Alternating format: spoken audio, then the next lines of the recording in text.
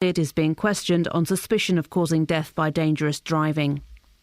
It's claimed illegal campers are spoiling a nature reserve in Hertfordshire by lighting fires, as well as leaving behind litter and evidence of drug use. The Friends of Mardley Heath say the problems are getting worse. Ewan Duncan reports. Mardley Heath is an area of woodland and heathland near Welwyn Garden City, but the volunteers looking after the site say it attracts young adult and teenage campers who don't take responsibility for the mess they leave behind.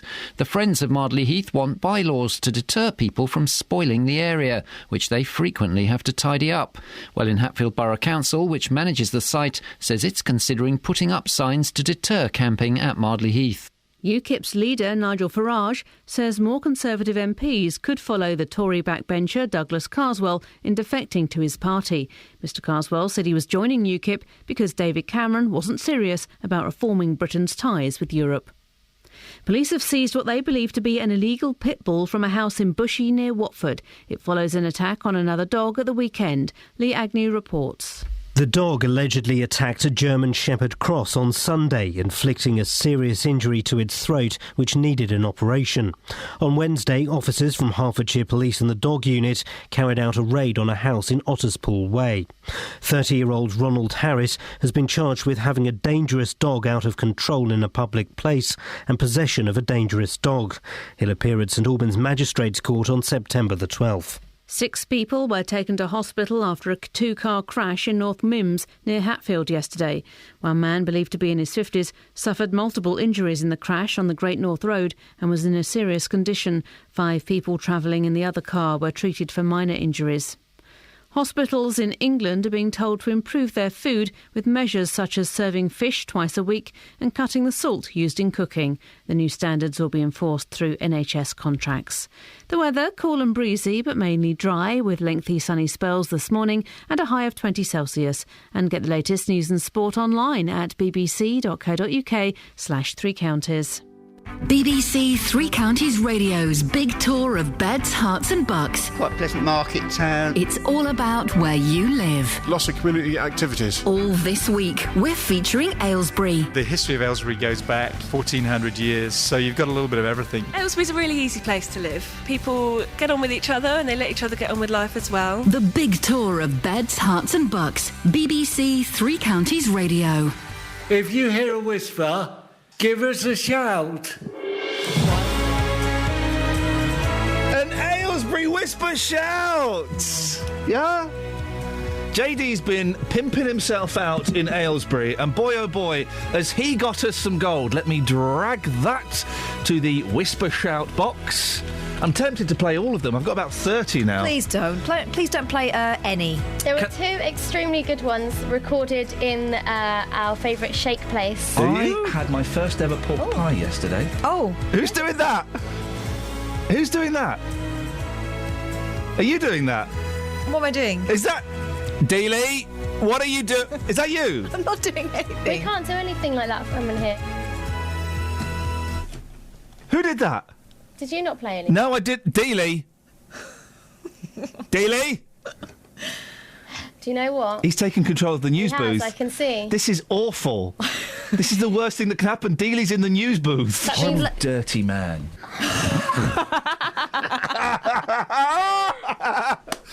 Dealey's in the news booth. So he's in control of what happens.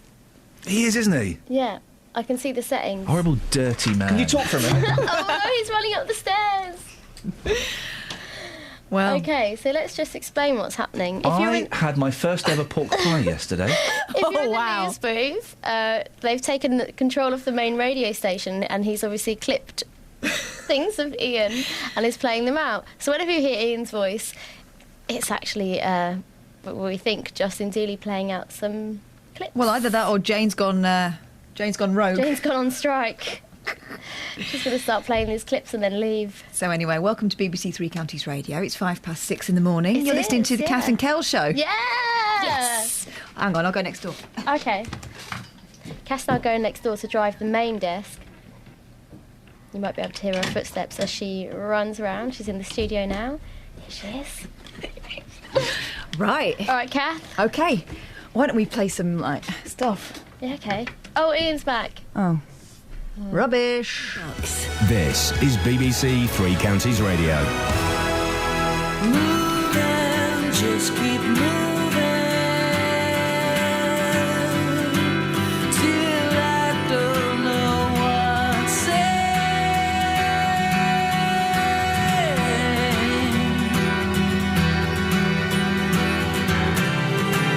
I've been moving so long, the days all feel the same.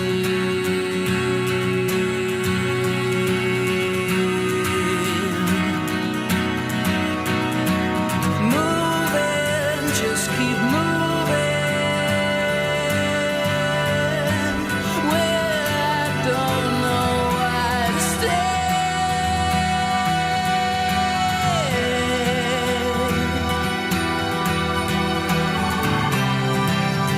No ties to bind me, no reasons to remain.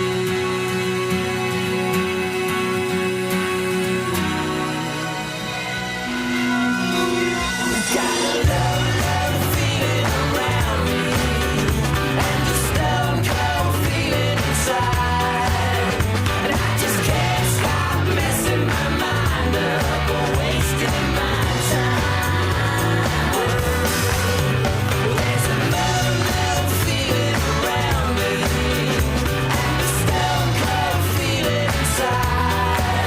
I've got to find somebody to help me. I keep you in mind, so I keep moving, just keep moving,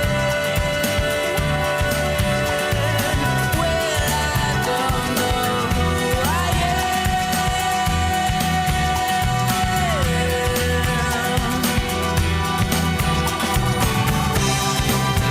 No need to follow,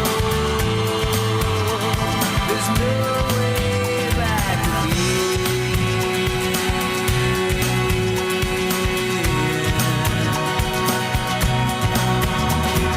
Moving, keep on moving, where I feel I'm home again.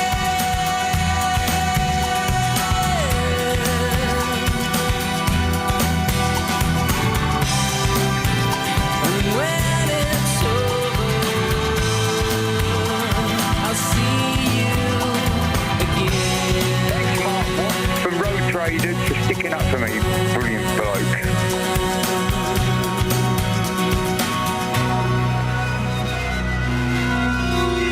Got a love feeling around me, and a stone cold feeling inside, and I just can't stop messing my mind up or wasting my time. There's a love feeling around me, and a stone cold feeling inside. I've got to find somebody to help me. I keep you in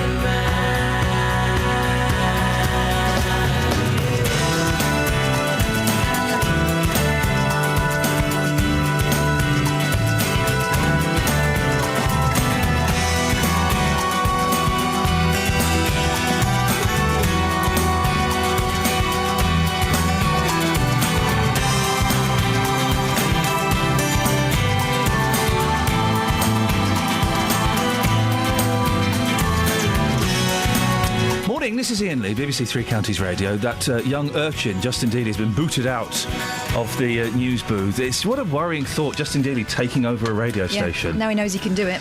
We're in trouble. I ran upstairs. I'm still out of breath. I ran upstairs and Dealey sat at his desk, miles away from the news booth. You all right, boss? What's wrong? Was there anything wrong? You sneaky little rat. Now, police watchdogs have found serious failings in the way crime is recorded in Hertfordshire. Her Majesty's Inspectorate of Constabulary has given the force 3 months to sort itself out. It's like it's been told, now, sort yourself out. after discovering a significant number of offences missing from the official figures. Well, Catherine has been looking into this. What have the inspectors found? OK, HMIC is an independent body and it looked at 224 incidents that had been reported to Hertfordshire Police. Of those, it says 180 crimes should have been recorded, but only 130 were. And of that 130, 4 were wrongly classified and 4 were recorded outside the 72-hour time limit. HMIC says this is very concerning as it means that some victims' crimes are not being recorded and so they're not getting the service they deserve, as certain victim support services are only triggered when a crime is recorded. Her Majesty's Inspectorate of Constabulary also examined 50 reports that were recorded on a different system and found that 19 crimes should have been recorded and weren't. Hang on a second. 19 crimes should have been recorded. Of those, only 10 were. And of that 10, 1 was classified incorrectly and 2 were recorded outside the 72-hour time limit. The inspectors said it is extremely concerning that the reports reviewed on this system had not been recorded properly as crimes, including serious sexual offences and offences against children committed by adults. You mentioned sexual offences. The force was criticised specifically, wasn't it, for the way it deals with rape cases? Yeah, because force policy sets out clearly how officers should deal with reports of rape, and it makes specific references to the timescales within which the crime should be recorded, who should be responsible for recording the crime, and the needs for ethical recording. Inspectors found that officers do not properly record all reports of rape as crimes, but instead record the investigation into these reports on a standalone system. And so this has led to the late recording of crimes beyond that 72-hour period allowed. So inspectors have recommended that reports recorded on other systems quicker and they're properly recorded as crimes. Now, what's this? The Herts Police knew they weren't recording crimes properly, but was slow to do anything about it. Well, during 2013, results from the force's own audit programme began to show under-recording of crime with, and this is a quote, alarming variance from the crime recording standards expected. As a result, a close review of the crime recording practice and compliance was commissioned. This revealed that crimes were not being accurately recorded, and what's more, the force only placed the issue of crime data accuracy on the force risk register just prior to the inspection. So given all this, inspectors say the force was not appropriately prioritising crime recording. David Lloyd, the Herts Police and Crime Commissioner, is coming in later on, Yep. but what is Herts Police saying? He says the findings are concerning and confirm and expand on the failings outlined in the interim HMIC report on crime recording released in April, so they don't come as a huge surprise. Since then, he said he's making sure changes and recommendations are being carried out, and he said that he's received personal reassurance from HMIC that there's no evidence of the deliberate manipulation of crime recording figures. Now, the Office for National Statistics says it's previously expressed concerns about the reliability of police recorded crime figures and about the lack of a regular independent audit, and it welcomes the fact that HMIC is now carrying out a national inspection of crime data integrity. So half of all UK police forces have been covered so far in this latest review. Reports into Thames Valley and Bedfordshire Police will be published in the second half of it, and that comes in the autumn. Across beds, hearts and bucks. This is Iain Lee. BBC Three Counties Radio. Heavy, very heavy-fingered this morning. Yeah, I noticed. Flipping heck. I'm still angry with Justin. Well, I can understand your rage. Can I play you the funniest clip I've ever heard? This is from a lifetime ago, but I managed to track it down Go on. again. See if you can guess. Let's play Guess the Voice. Who is this? I like the mushy peas. Who is it that likes the mushy peas? Oh, I know this. I like the mushy peas. Now, you know this, Kel. Oh, she's on the... Kel's knows because I was playing this a lot the other week when you were off. I like the mushy peas. Is it Jane Killick? What, the newsreader? What, here? Yeah. You think this is... Let's have a listen. Is this Jane Killick? I like the mushy peas. No. Is it Rusty Lee? I like the mushy peas. Yeah, no. Is it... You're just going to keep guessing random names and not actually try and make Just it... trying to think of someone husky. Boy George. You're getting closer. I like the mushy peas. You're getting closer. Because he likes a juicer these days, doesn't he? He likes the mushy peas.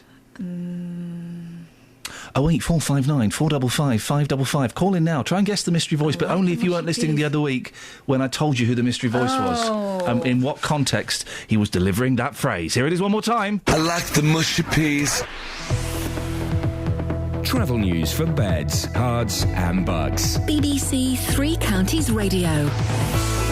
On the M1 Luton Spur Road, there's a contraflow in place for roadworks between junction 10A for the Kidneywood roundabout and junction 10 for the Luton Airport Spur Road. Checking the speed sensor, so that's not causing any hold-ups so far this morning.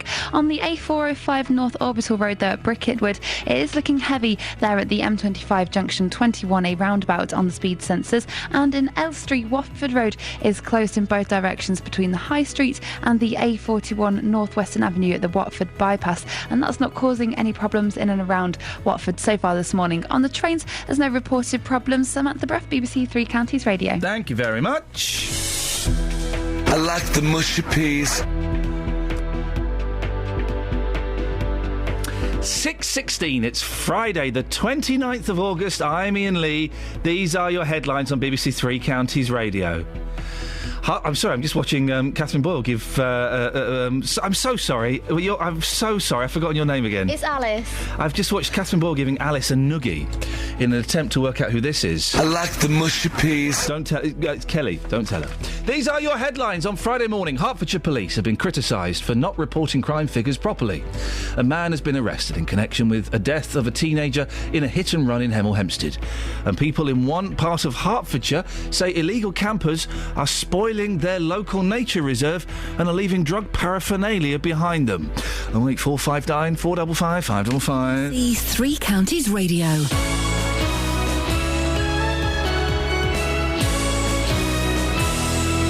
Every weekday from 3, Roberto Perrone. Are league tables the best way to judge a school? Pal, do you have any sympathy for the Buckinghamshire-born golfer Iain Poulter? Police are issuing safety advice to women in Watford, but I'm fascinated by the age gap between her and her husband. Figures show that around £500,000 was spent in Hertfordshire last year clearing up after people who dump rubbish. Don't just hate them. Roberto Perrone. There's been an extraordinary action on social media. My big concern is that no one ever worries about the victims. The whole system is designed to help the criminal. Roberto Perrone. Weekdays from 3, BBC Three Counties Radio. When I play a song, I like to know what the meaning of the song is and what it's about. Well, I've got no idea what the Vapors turning Japanese is about. So while we're listening, I'm going to have a Google.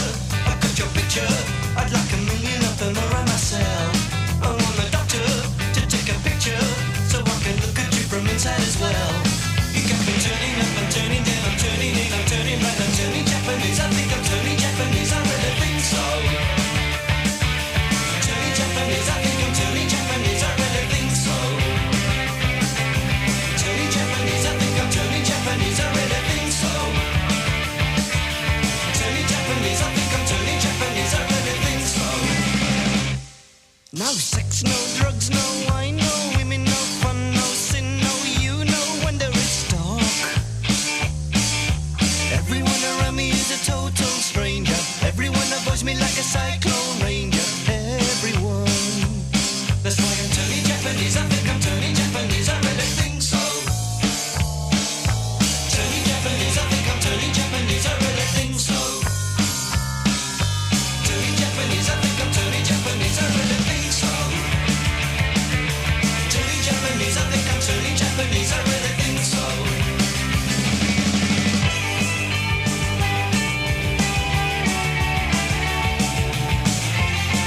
the mushy peas.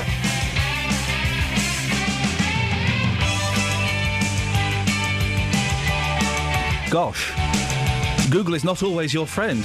I didn't know it was about that.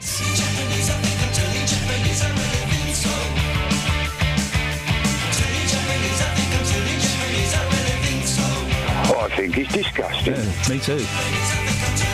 Imagine.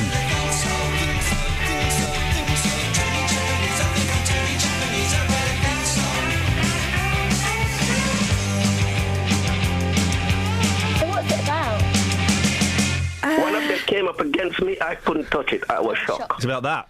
I've got some meanings. Yeah, go on. So English band The Vapors from the new album Clear Days, Yeah. the song which they're best known for. Yep. Lyrics consist mainly of the singer talking about pictures of his love. Yeah, that's I it. then found another song. That's what he's doing with the pictures. That's what. The picture is a visual aid. I've then read somewhere else. Yep. Turning Japanese is about all the cliches about angst and youth and turning into something you didn't expect. I don't think it is. I think it's about someone in prison. Wow, guys, you're allowed to write songs about that? Wow. Luton Borough Council's struggle to find enough housing for all the people who need it isn't news. It's a conversation that we have, well, every now and then on this show. So when we heard that several developments have been approved recently in the town, it would be fair to assume there'd be some so-called affordable housing in there. There isn't, which is why a Central Bedfordshire councillor is accusing Luton of hypocrisy. Now, if you remember, Luton Borough recently launched a legal battle against Central Beds to try and get them to build more affordable homes. It's confusing. Stick with it. It's an important story. Paul Scoynes has been looking into this. Paul, what are these developments? Well, Ian, one of them is on the former Whitbread office's site, and that's for 180 student flats, around 80 private flats and bedsits. Now, there might be some affordable homes on there, but there's nothing in the proposal which suggests the numbers, and there is a sort of a vague kind of promise of some affordable flats or some money for affordable flats at some point in the future in principle. The other one was approved last month, and that's a plan for around 320 flats by the M1 to the west of the Stockwood Golf Club. Now, that one has no affordable housing, despite, obviously, as you say, Luton being so desperate for homes like that. And why is that, Paul? Well, that's mainly, the council say, because of a sizable gas main that the developer will have to move. And back in 2011, Luton Borough Council actually opposed these plans on the grounds that there were no affordable homes. And that developer then appealed to the planning inspector, the government planning inspector, saying that actually the cost of moving that gas main, which he argued, which is of significant public good, actually is quite a lot of money. I can't justify to build those affordable homes on top of that. The inspector actually agreed with them, so Luton Borough Council says it's got no other option other than to pass these plans. But opponents say that the actual original density, the number of homes on that site, was quite low, and that's jumped right up, and Luton's approved that. It didn't have to do that, and actually that sets a bit of a precedent. Luton in future could build more homes than it says it could. It says it can only build around 6,000 homes in the town, and what the opponents are saying, well, this gives you clear evidence to show that you could build far more than that. You don't need to build into central Bedfordshire. This sounds like another argument brewing. We reported recently, didn't we, on this programme, the two councils having a major falling out over homes, and this looks like it's happening again. Yeah, absolutely. I mean, the Luton Borough Council has launched this huge judicial review into one of the plans that Central Bedfordshire has put forward for homes outside of the town. These are for homes just outside of Houghton Regis. Now, Luton says it doesn't have the space to build affordable housing, and actually that these Central Bedfordshire plans don't have enough affordable housing for their residents to live in. They want Central Beds to force developers to build more homes, and actually, when they say there's a waiting list of over 8,000 people, you can kind of understand why. And they also say there's been a lack of cooperation. Now, I've spoken to a leader at Central Bedfordshire, totally denies this and says that they have cooperated and that Luton pulled out of negotiations, and Central Beds says it's completely subject to the same limitations that it can put on developers as Luton. So there's no guarantee that they could actually force any developer to build any more affordable homes anyway. Sounds like a stalemate, Scoynes. It is rather, isn't it? I mean, this legal challenge could take months to sort out. It's there's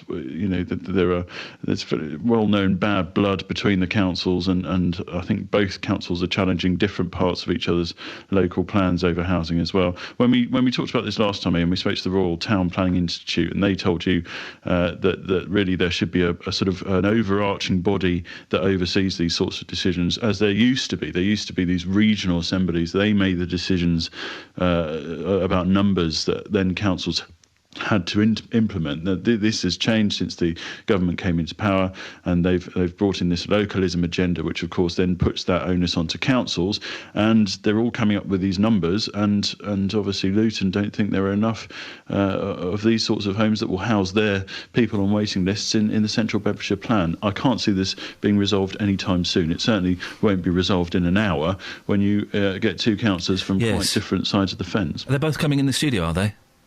Could be feisty. Did you know what the song Turning Japanese was about? Is it about a gap year? It could be about a way of filling a gap year, yes. I don't get it. Across beds, hearts and bucks. This is Iain Lee. BBC Three Counties Radio.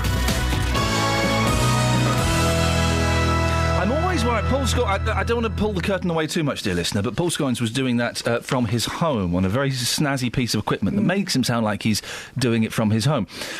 Quite often when Paul Scoggins does it from his home, he ain't wearing no clothes, and I that's always upsetting. It's that image combined with the fact that often there's a cat round his neck. And it does. This is one of the many problems I have with doing a breakfast show. The main problem is I have to get up at 4 o'clock. I don't now. I've been getting up at 4:33. Do you know what time I get up? I don't. 3:30. So that's one of my problems, and that's your problem, and I hope you deal with it. But the other problem is there will be people naked listening to us, scratching their bits, pulling, something stuck, just moving everything. It's horrible. It really upsets me. Roberto doesn't have that problem. Yes, Roberto's got a very sexy voice. There may be people who listen to his show purely as a kind of oral Viagra. But for me, Oral, you mean? What? Oral. Oh, yeah, sure, why not? He's classy though, isn't he? Earl. He is very classy. So he'll get us a posher listeners. He'll get posher listeners naked. We've got the naked.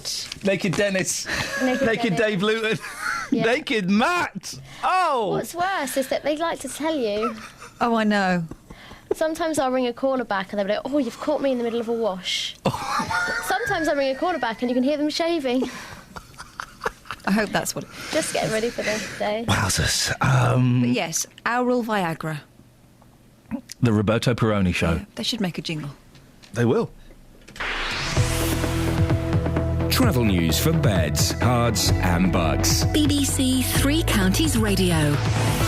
On the M40 in both directions, there is one lane closed there and speed restrictions of 50 miles an hour. That's for maintenance work at junction 5 for the A40 for Stokenchurch, and checking the speed sensors. It's not causing any delays so far this morning. The M25 has narrow lanes and speed restrictions of 50 miles an hour as well. That's between junction 25 for Enfield and junction 27 for the M11 in both directions, and that's likely to cause problems later on, but it's not causing any delays so far. On the A405 North Orbital Road at Bricket Wood, that is easing off now at the junction 21A roundabout for the M25. On the trains, First Capital Connect services have possible delays of up to 15 minutes between Bedford and Luton because of vandalism at Leagrave. I'm Samantha Bruff for BBC Three Counties Radio. I like the mushy peas.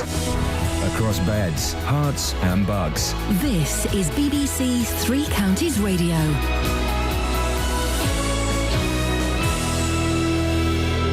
It's 6:30. I'm Jane Killick. Hertfordshire Police says it's changing the way it records crime following a critical report by inspectors. But the Herts Police and Crime Commissioner denies the figures have been deliberately manipulated. A man's been arrested in connection with the death of a teenager fatally injured when he was hit by a car in Hemel Hempstead a week ago. 16-year-old Farzan Ahmed was crossing Jupiter Drive when he was struck by a car which didn't stop and died later in hospital. It's claimed illegal campers are spoiling a nature reserve in Hertfordshire. The Friends of Mardley Heath say the problems are getting worse. The weather, breezy with some sunny spells and a high of 20 Celsius. On to sport and in football. Watford striker Matthias Renigi has joined fellow Championship side Millwall on loan. He'll stay at the New Den until January. The Hornets are at home to Huddersfield tomorrow in the league. Watford captain Troy Deeney, who's just signed a new contract at the club, says promotion is the goal this season. We all know what we want to do, but I think we've got to just take it month by month. We saw before that Reading was nowhere to be seen come Christmas and ended up winning the league comfortably.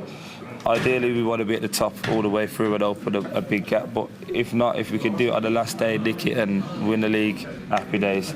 Luton Town manager John Still says a winger would be his priority if he was to make a signing before transfer deadline day on Monday, but Still says he won't be panicked into doing anything.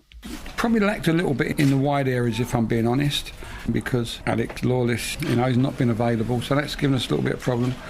So if something in that position came up that was for me, then maybe we'd look at it. After their League Cup success against Manchester United in the week, MK Dons are preparing for the visit of Crawley tomorrow in League One. In League Two, Stevenage are at Wimbledon and Wickham head to York. In golf, the Travis Perkins Senior Masters starts at Woburn today. Last year, Colin Montgomery won the event and he competes again this time.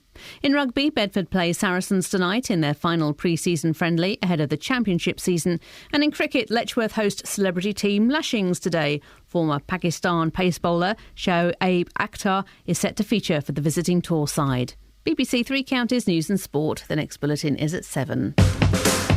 If you hear a whisper, give us a shout. Iain Lee. BBC Three Counties Radio. Is it about a gap year? You didn't exhale. Let it out.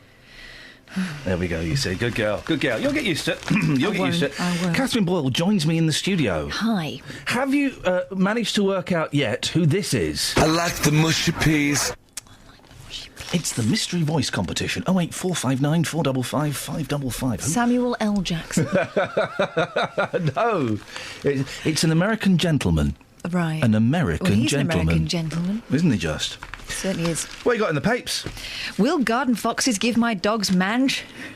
Mange. Mange? Mange. Mange? Mange. The mange? It's mange. Why is there no I in it then? What? I don't say mange very often, so I don't know how you pronounce it. Well, you pronounce it mange. All right, mange. Mange is French for eat. Yeah, well, I think that's where it comes from. Well, it's mange. Because it starts to why would eat you need the dog. Why would you need an I in mange? Where would the I go? After the A? The E makes the A into a ain. The E and the N make mange. All right. Not as good at languages as you thought you were. You're not even as good at the English language as you thought you were. All right, Stephen Fry. I have foxes at the bottom of my garden. I can't believe there is a pampered pet section every day in the Daily Express. No, you've got to pamper those pets. And this is about the mange. Is that better? Correct, yes. I Well have done. foxes at the bottom of my garden and have heard that they can transmit a form of mange, brackets scabies. Yeah. Is that right? It's where your dog goes manky. Yeah. To pet, I remember there was a dog down my street that had that. And it smelled a bit. I would like to know what symptoms to look out for in case my two dogs contract it. Right. Wait, if it I goes don't think we need that manky- at breakfast, do we? If it goes manky, your dog's got it. If it don't go manky, it might have it. It just might not have developed yet. Thank you very much, Dr. Iain. Police have been called in to tackle 71-year-old feeding birds in the garden. For more than 2 years, her greatest pleasure in life has been feeding the birds in the garden. Pensioner Frances Cheetham watches every morning with binoculars from her kitchen window as they tuck into the fat balls and nuts she puts out for them. Most days, the 71-year-old former driving instructor also enjoys listening to the birdsong that echoes around the communal grounds and sheltered accommodation she shares with other residents. OK. Now we're getting to the nub. Yeah. But the kind-hearted bird lady, any bias in this story, has found herself in a showdown with her neighbours and authorities after being ordered to stop. An investigation... Get to the meat and two veg. An investigation involving police, an environmental health specialist and housing trust officials highlighted potential health hazards and concluded she risks spreading diseases. Really? We've got a fella that puts sausages out in our patch. She's just putting a bit of a... Is it the 1970s? She's got about 5 feeders on the go. I take good care of them and spend lots of happy times feeding the birds. What's the big deal? What's the beef? Here we go. Oh. There have been numerous complaints about the feathers, droppings, dust and seeds in the garden. No, I mean nature? It's a communal garden. She shouldn't... If the majority says don't do it, then you don't do it, I'm afraid. You get rats, foxes, squiggles, all of these things that you don't want in your back garden. Can't stand a squiggle. And also, you shouldn't be feeding birds in the summer. Well, the RSPB man didn't say that, did he? I don't know. I don't think that guy knew what he was talking about. Well, I mean, he did say don't feed them sausages, but he said that you should feed them at all times. It's nice. It's a nice thing to do. They lose their ability to fend for themselves if we feed them we make life too easy for them. Life has to... They've got to be hungry. They've got to want it. They've got to want to survive to survive. The pandas don't want to survive, so they're not. Although that panda yesterday, who was apparently putting it on for buns... If they were that clever, they wouldn't be dying out, would they? So what was this? She was accused of faking her pregnancy. Not that she knows. She doesn't care. Accused of faking her pregnancy for buns and air-conditioned accommodation. Wow. Wow. And how does a panda fake pregnancy? Like rub its tummy and look mournful? Is that what it does? Don't know. Hey, you know there was that kiddie yesterday, the 9-year-old, I think she was, 8 or 9, who shot... When I was pregnant, I could smell cheese in my makeup. That's how I... knew. You know, there was... Well, maybe the pandas are smelling cheese in their makeup. Smell that. Can you smell parmesan? Maybe. Well, so yesterday there was a girl who shot a gun instructor... Gosh, yeah, that was awful. ...with an Uzi. Yeah, well done because I'm trying to do a serious story now and you're talking about pandas smelling cheese. Well, OK. So thanks. Carry on. Don't worry, I'll save us. Well, the Daily Mail... In fact, a couple of the papers have kind of gone to America and found kids with guns. And the Daily Mail has got a great spread. A spread of 1, 2, 3, 4, 5, 6 young ladies who are 6, 8... they're all 6 and 8. Or 7. With their pink rifles.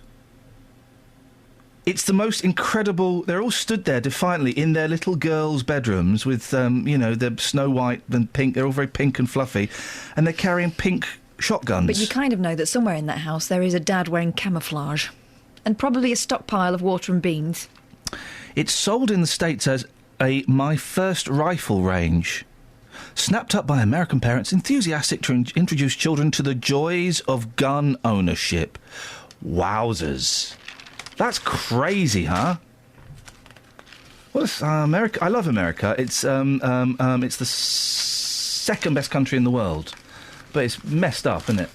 That bit is. What you got? Brangelina. Oh, hello. They finally made it official. Who cares? I don't really. I think it's nice for them. That's about all I have to say. The papers are going on about secret wedding. It's only a secret wedding because they didn't tell the papers. Maybe because they've been together for ages and they just wanted to do it for themselves. I don't know. Man. But they did it for the children. Why is that a big story? And this is not such a big story. 2,000 foot and 100 pounds. The world's biggest turban. That is a big turban. Crikey, Bobs. And he's on a motorcycle. Wow. That's a big turban. It's like the moon. How does he keep that up? He's balancing on his shoulders a bit. He needs like turban Viagra. What is the reason for this large headpiece? This is the world's largest turban, and under it is proud owner, devout Sikh Avtar Singh Mauni, the 60-year-old Indian holy man from Patiala in the Punjab. I love the word Punjab. The Punjab has been regularly adding to it for the past 16 years. It's now the same length as 13 Olympic-sized swimming pools. Yeah, but what for? He's just showing off, isn't it? He's just showing off. The height and width of his turban makes entering doorways a nightmare, and getting into a car is impossible, so he rides a motorcycle. He's just showing off. But good for him, I like that. I wish I got to wear a turban. I suppose I could if I wanted to. Do you remember there was a fashion in the late 70s for women to wear turbans? Yes, actresses in particular. Yeah.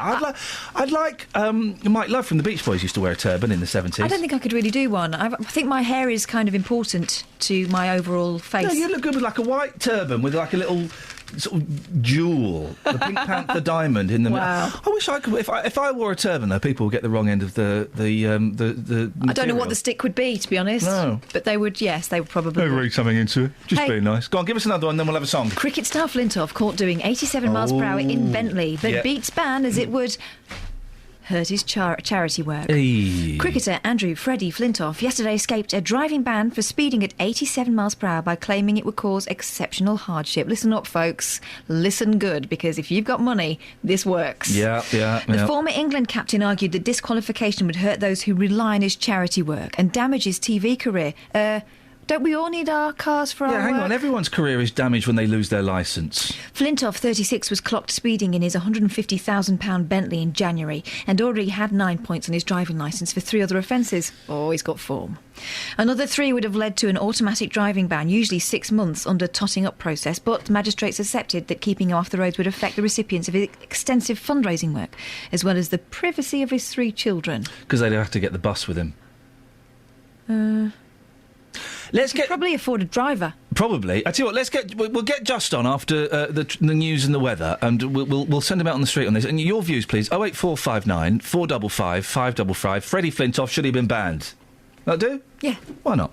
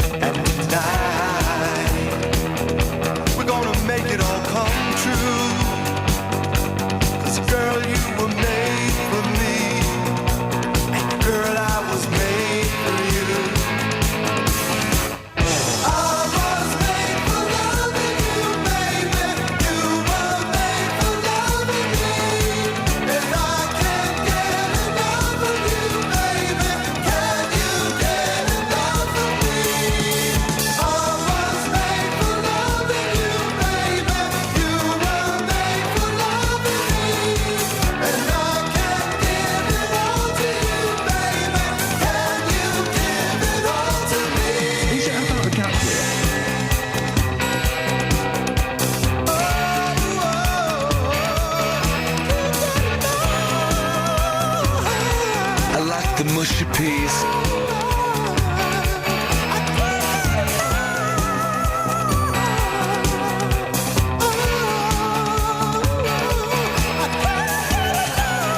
Erotic party operations. One of them came up against me, I couldn't touch it, I was shocked.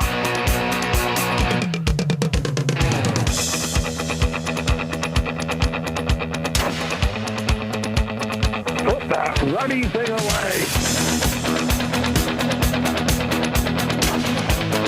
Hell miss. He thinks he's going to sleep on a snake. Yay, Prince George, christening day.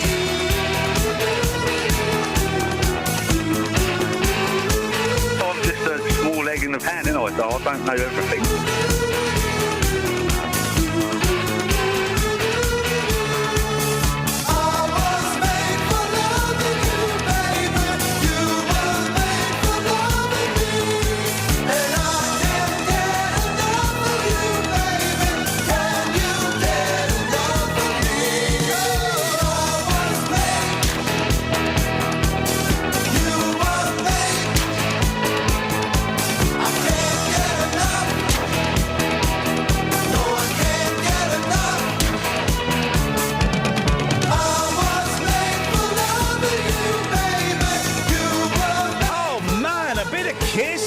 in the morning?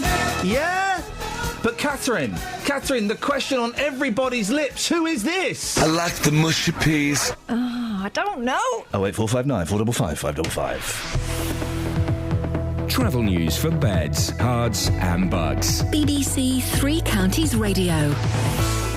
In Roxton, the A1 Great North Road has the roadworks at the Black Cat roundabout checking the speed sensors. That's not causing any delays so far, but that could cause some problems later on as it gets busier. In Watford, Gladstone Road is closed in both directions because of a police incident between Queen's Place and Stanley Road. On the M25 in both directions, there's speed restrictions between junction 25 for Enfield and junction 27 for the M11. There's narrow lanes in place there too. That's likely to get busier later on, but checking the cameras, it's not causing any delays at the moment. And on the A406 North Circular Road, it's queuing westbound between the East End Road Tunnel and the A1 at Henley's Corner. On the trains, First Capital Connect have delays of up to 15 minutes between Bedford and Lewiston because of vandalism at Leagrave.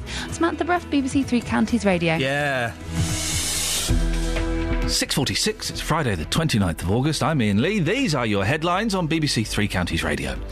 Hertfordshire Police say it's changing the way it records crime following a critical report by inspectors. A man has been arrested on suspicion of causing death by dangerous driving in Hemel Hempstead after a teenager was killed. And people in one part of Hertfordshire say illegal campers are spoiling their local nature reserve and leaving drug paraphernalia. Let's get the weather. Here's Georgina. Beds, Hearts and Bucks weather. BBC Three Counties Radio. Good morning. Well, it's a bright start for many. A bit of cloud building through the day, though, so although we'll still have some sunny spells, not quite as many in the afternoon. A handful of showers are wafting in from the west, so by the time they get to us, they should have pretty much fizzled out.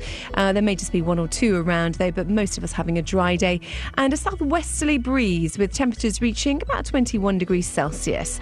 Tonight, some patchy rain, quite a cloudy night all in all, with lows of 13 or 14 degrees. And tomorrow, sunny spells, a largely dry day. Those winds still present, but easing all the time, with highs of 19 or 20 degrees Celsius. Sunday, a ridge of high pressure gives us a dry day with lighter winds, but Monday and Tuesday looking a touch cloudy and maybe even a little damp. That's your latest forecast. Every weekday morning. It went ping. Did it ping again? It did about a week later. It went ping again. Jonathan Vernon Smith. I just don't know where or what to do now. I went to speak to this retailer who had told Sue that because the sofa was out of its 12-month guarantee, they didn't have any liability. Well, we all know that's rubbish, don't we? The JVS show fights for your rights. Jonathan and I have got the whitest, cleanest overhead door available. Listen, I'm going to thank your credit card very much for getting things sorted out, and any other problems, you know where we are. Thank you so much for everything. It took me 7 months to sort it out. You've done it in 2 weeks. The JVS show, weekdays from 9 on BBC Three Counties Radio. Call 08459 455 555. BBC Three Counties Radio. Coming up in a minute, BBC Introducing, then we'll speak to Justin Dealey about Freddie Flintoff and indeed Doctor Who. So lots to look forward to. Lots to look forward to. I'm throwing ahead. Meanwhile, and there's been a lot of debate recently about whether people who work with children, what kind of backgrounds they should come from, and quite rightly so. This is one here in the Daily Mail about a woman who wrote a book. And she works with kids? She works with children. Beautiful. Well, that's great. Hey. Fired. Children's centre worker who wrote her own 50 Shades. 50 Shades are wrong. She hoped the writing of 50 Shades of Grey style novel would act as therapy to help her deal with her troubled teenage years decades earlier. But the book has ended up costing Bettina Bunter her job at a children's centre after bosses took a dim view. Why? Why would they do such a thing? Miss Bunter said The Lost Soul was loosely based on an illicit romance she began with a married middle-aged man when she was a schoolgirl. There's the rub. The affair with the classroom technician. Well, they are hot on those white coats, aren't they? Aren't they just? Potassium permanganate. I used to go to school with a kid called Potassium Permanganate. Lovely lad. Anyway, she had an affair with him. It lasted 15 years and resulted in the birth of her daughter, but it ended when her lover refused to leave his wife for her. You'd think after maybe 5 years she'd have worked that one out. 5 years, I think, is 15 years, you know, it's not going to happen. Yeah. Miss Bunter, who was born in Germany but moved to school in Ramsgate, Kent as a teenager, wrote the book under the pseudonym Cass E. Ritter. and published it herself. But when her local paper carried a story about her and the novel, bosses at Kent County Council got hot under the collar and sacked her from her post at Joy Lane Children's Centre in Whitstable. Hey, when's that Police and Crime Commissioner going to stand down? No, not that one, the one up north. He's assessing the situation with his family, isn't he? I'm so enjoying watching this unfold because it's an horrific story, okay? But if you take the horrific part... What is he thinking?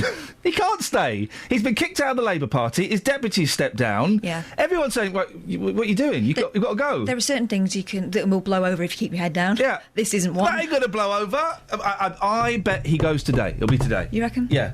Fiver? Oh, I don't like to bet on things like that. What do you like to bet on? Horses? Boxing? Crickets, fighting? Anything? Hello? Is this on? Kelly Betts! Beulah? Hey! BBC introducing. Who we got? Yeah, it's Rhodes, a singer-songwriter from Hitchin. He's amazing. Stephen Rhodes? No, just Rhodes. He's dropped the Stephen. Just Rhodes, totally different person, from Hitchin, and he's a singer-songwriter, and he makes the most beautiful music. I'll be the judge of that. Go on then, play it. It's called Breathe. Oh, this is beautiful, It's isn't beautiful. it? Beautiful.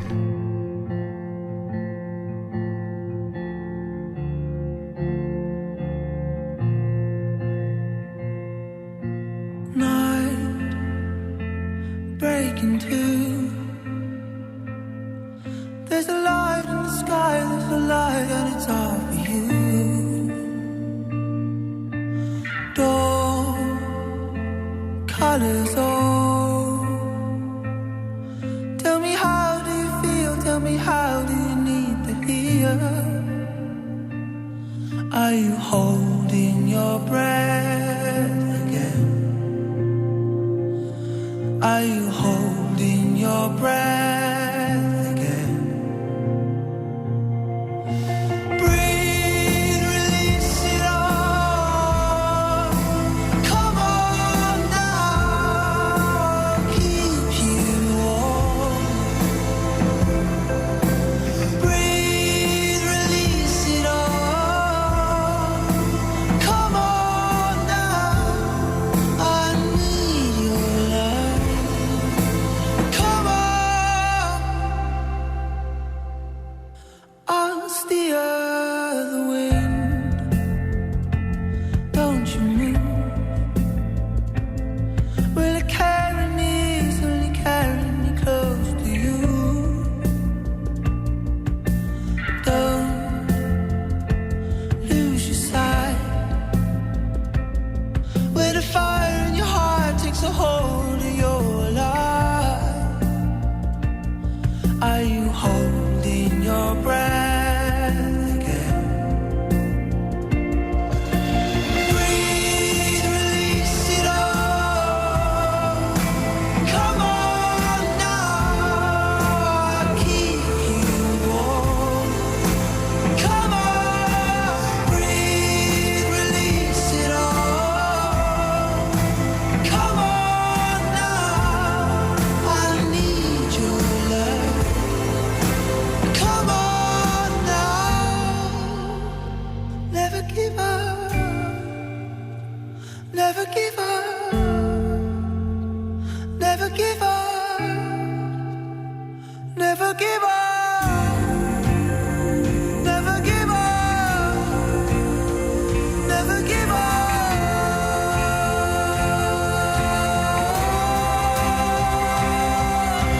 Breathe, release it all. Come on, baby, please release me, let me go. Come on, baby, please release me, let me go. Come on, baby. I'm not. What did you say? Must you ruin the... No, I must not. I must improve. You can't Please improve release me, come on, It's already a my masterpiece. baby now. It's not got the line, come on, my baby now, please release me. that. No, it's a different song. Well, he should have it in there.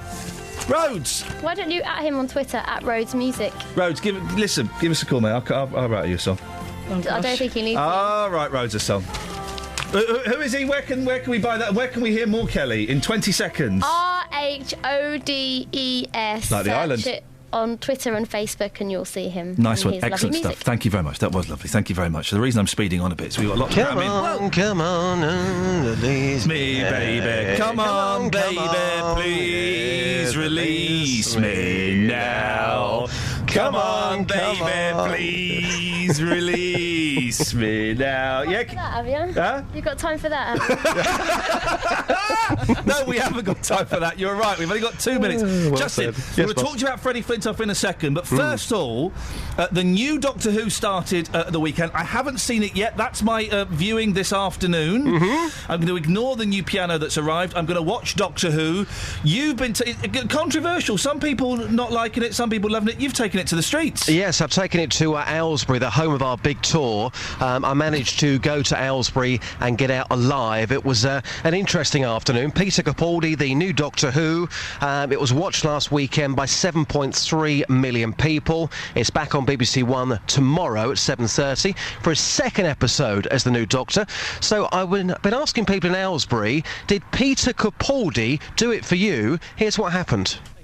Thanks. Not too bad. Peter Capaldi, is he doing it for you? Who? Yeah, I've got TV. Too much propaganda. Oh, who's that? The new Doctor. New Doctor? Yeah. Don't watch it.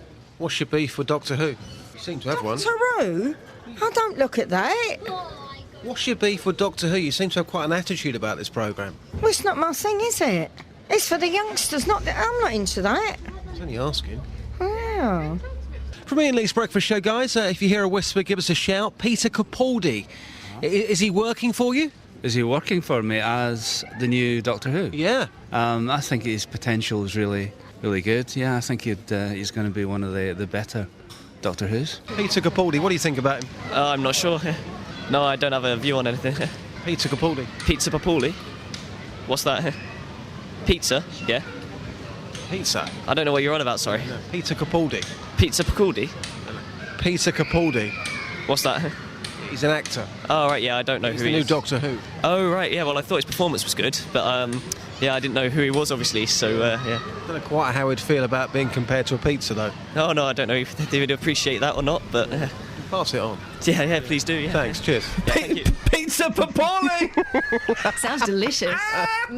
That is brilliant. You got any more of that, Just? Yes, some more reactions to come from Aylesbury after 8:30 when I'm threatened on the streets, all about Doctor Who. You are almost forgiven for being an idiot earlier on and taking control of the news booth. Do you love your family? What? Do you love your family, yes or no? What does that mean? Listen, I was in Aylesbury yesterday, okay? Yeah. What happened at 6:05? I was threatened yesterday. Sometimes at 5 to 6 you play clips over the back of Wally Webb's programme. I was approached on the streets yesterday. I was threatened by a member of his fan club. They said to me I had to take action, otherwise my family would have been harmed. So please forgive me if I took control of your programme. Thank you very much. Catherine, we've got 15, 20 seconds. Can you explain the Freddie Flintoff story to Justin and send him on a mission? Freddie Flintoff, ex-England cricketer, peddalo man. He has escaped a ban from driving because he said that, although he was caught and banged to rights, he said that it would harm his charity work. Oh, wow. My dad does charity work, so do I go back and say to my dad, don't worry, you can speed now because you work for a charity, you'll get away with it? No, obviously you can't it's say wrong. that. It's wrong. How has he got away with this? Because he works for charity, Take so it what? to the streets. Should he have got away with it, Justin? We'll speak to you later. Catherine, thank you. Travel news for beds, cards and bugs. BBC Three Counties Radio. In Watford, Queens Road and Gladstone Road are both closed in both directions because of 3 vehicle fires between Queen's Place and Sutton Road. On the M25 in both directions, there are narrow lanes and speed restrictions of 50 miles an hour between junction 25 for Enfield and junction 27 for the M11. That's not causing any delays so far this morning, but further into London on the A406 North Circular Road at Neasden, it's slow westbound between the M1, the Staples Corner flyover. Samantha Breath, BBC Three Counties Radio. Thank you, Samantha. So, should Freddie Flintoff have been let off? And who on earth is this? I like the mushy peas. 08459 455 555. Local and vocal across beds, hearts and bucks. This is BBC Three Counties Radio.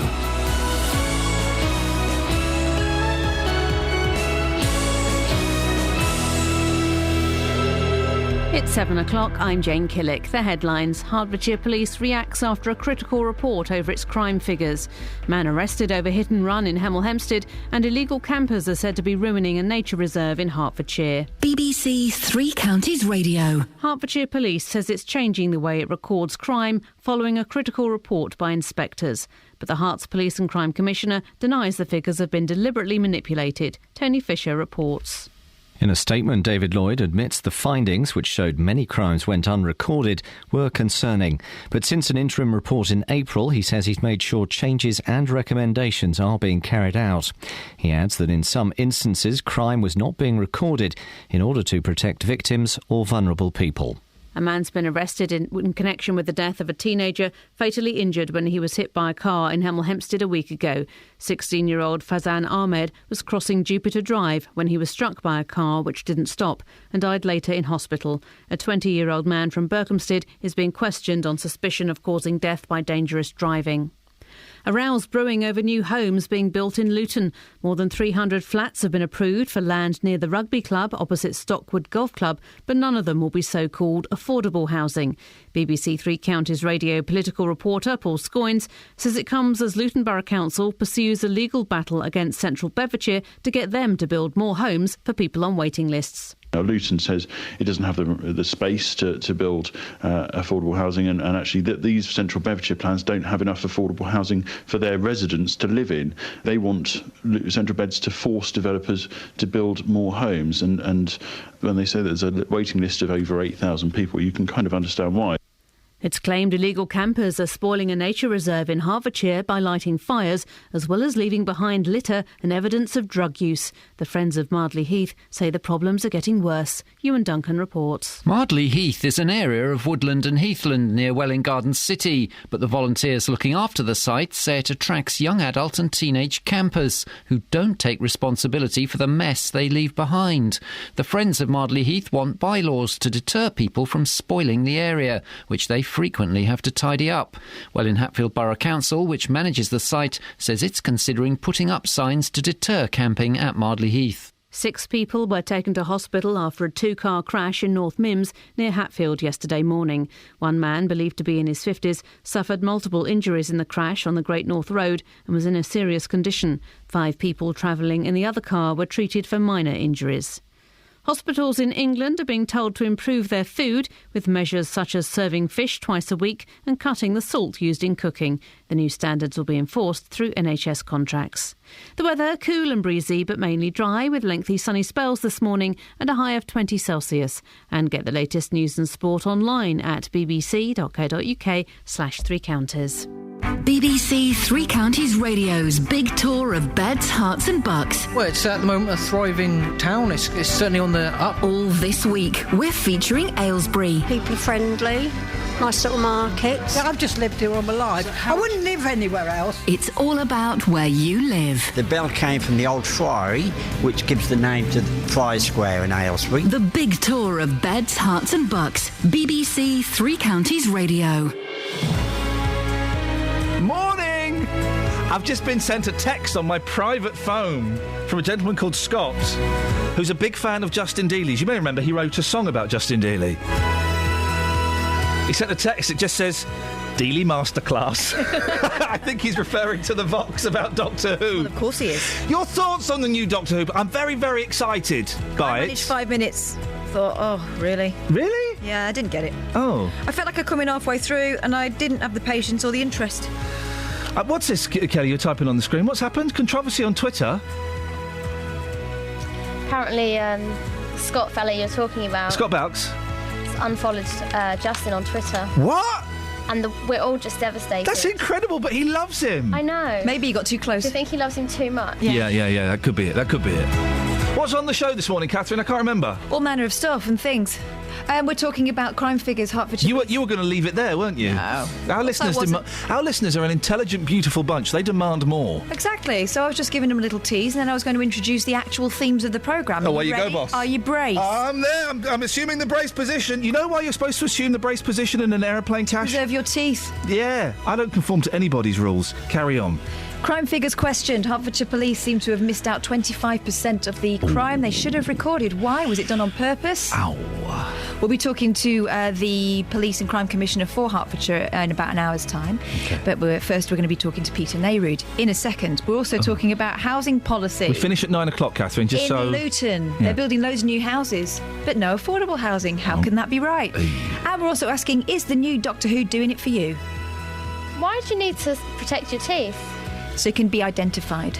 They're doing it for their records, not for your life. Oh. Isn't that sad? Across beds, hearts and bucks. This is BBC Three Counties Radio. Yeah, talking about Freddie Flintoff, 12 points in his licence, done for speeding. Got let off a ban because he's, famous and got loads of money and he does charity work. Doesn't seem fair, really, does it? 08459 455 555 is the telephone number. Now, Hertfordshire Police says it's changing the way it records crime following a critical report by independent watchdogs. Her Majesty's Inspectorate of Constabulary found that many crimes, including serious sexual offences, have gone unrecorded in the patch. Well, Hertfordshire's Police and Crime Commissioner David Lloyd, who'll be joining me in about an hour, denies figures have been deliberately manipulated. Joined now by the former Chief Constable of Thames Valley Police and resident scholar in criminology at Cambridge University, it's Peter Neyroud. Good morning, Peter. Good morning. How serious is the under-recording of crimes by Herts Police? Well, I think failing to actually put on the record 25% is not a good place to be. And you can find out the extent of that problem if you look around the country and look at some of the forces that are doing better. West Midlands only have a 2% error rate, so Hearts are on the could do better list, I would say. How would that happen, Peter? Is it trying to save time? Is it ignorance? Is it trying to cover things up? What could be the possible reasons? Well, there are two or three things. What the HMIC have done is they've looked at what happens when a call comes into control room, what happens when somebody reports it directly to the Crime Bureau, and they've looked at things like what happens when you come into the inquiry office. And they actually observed somebody coming into the inquiry office and not have their crime recorded because they didn't have all the information available.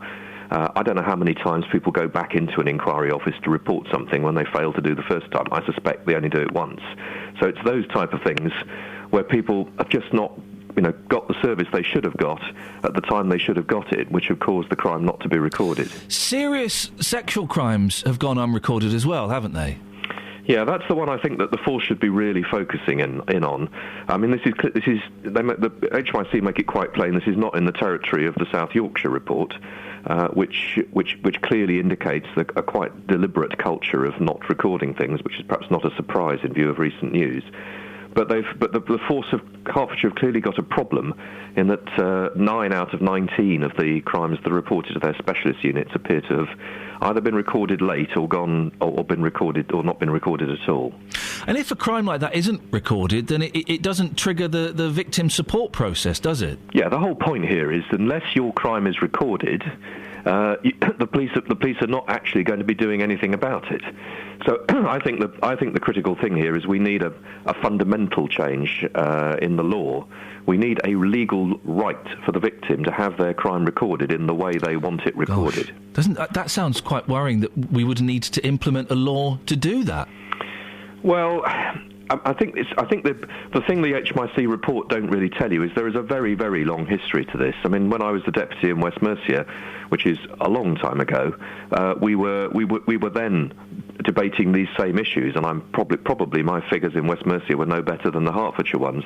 The sorts of debates we've had here are irresolvable when the situation is that the police have to make a judgment about whether something's happened, as opposed to the victim have a right to have something recorded.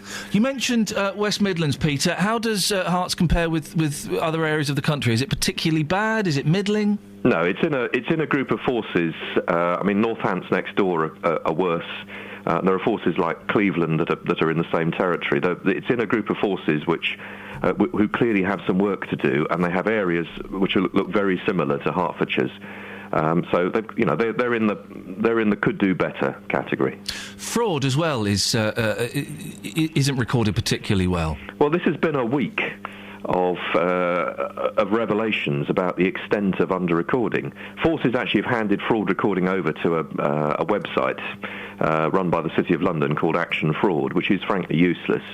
And the Office for National Statistics issued a guide to crime reporting this week, which showed that something like 4 million fraud crimes are actually going unrecorded, which would add another half again to the total crime figures.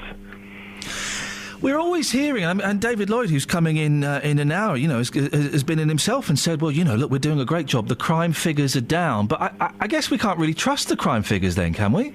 Well, if the HMIC report is right, and there's no reason to think it's not, any claims that recorded crime has gone down need to be balanced by the fact that a quarter of it is actually going unrecorded. Peter, it's fascinating stuff. I really appreciate your time this morning, as always. Former Chief Constable of Thames Valley Police, resident scholar in criminology at Cambridge University, Peter Neri. Your thoughts on that, please? And to say, the Herts Police and Crime Commissioner, David Lloyd, will be in about 50 minutes' time. Email 3cr@bbc.co. No, I don't like that one. Why not? I don't email that one. You can email me direct. Iain.lee@bbc.co.uk. I don't get to see those ones. No. I get to see the ones to Iain. I look at them. Yeah, but I don't. No, an email's there. They always email you, so. Yeah, well, you carry on. I shouldn't have played that one. I'm going to delete that one. How do I delete that one? Okay, well, listen, don't blame yourself. I'm not blaming. Well, I'm not. You sound like you're blaming yourself. I'm not blaming. These things happen. I'm not blaming me. Oh, wow. Well, I didn't set that up. I'm not blaming anybody. There's no blame. Wow. Cricket star Flintoff caught doing 87 miles per hour in Bentley, but beats ban as it would hit his charity work. So he was doing 87 in the 70. Some might argue that's all right. Yeah, but he's been caught twice before? Well, he's obviously been caught. So he's cruising for a ban. He's obviously been caught 3 times before because he'd have got 9 points. Right. This would have taken him up to 12. And it would have been an automatic ban. But because of his charity work and because he wants to protect his children's identity, here we go.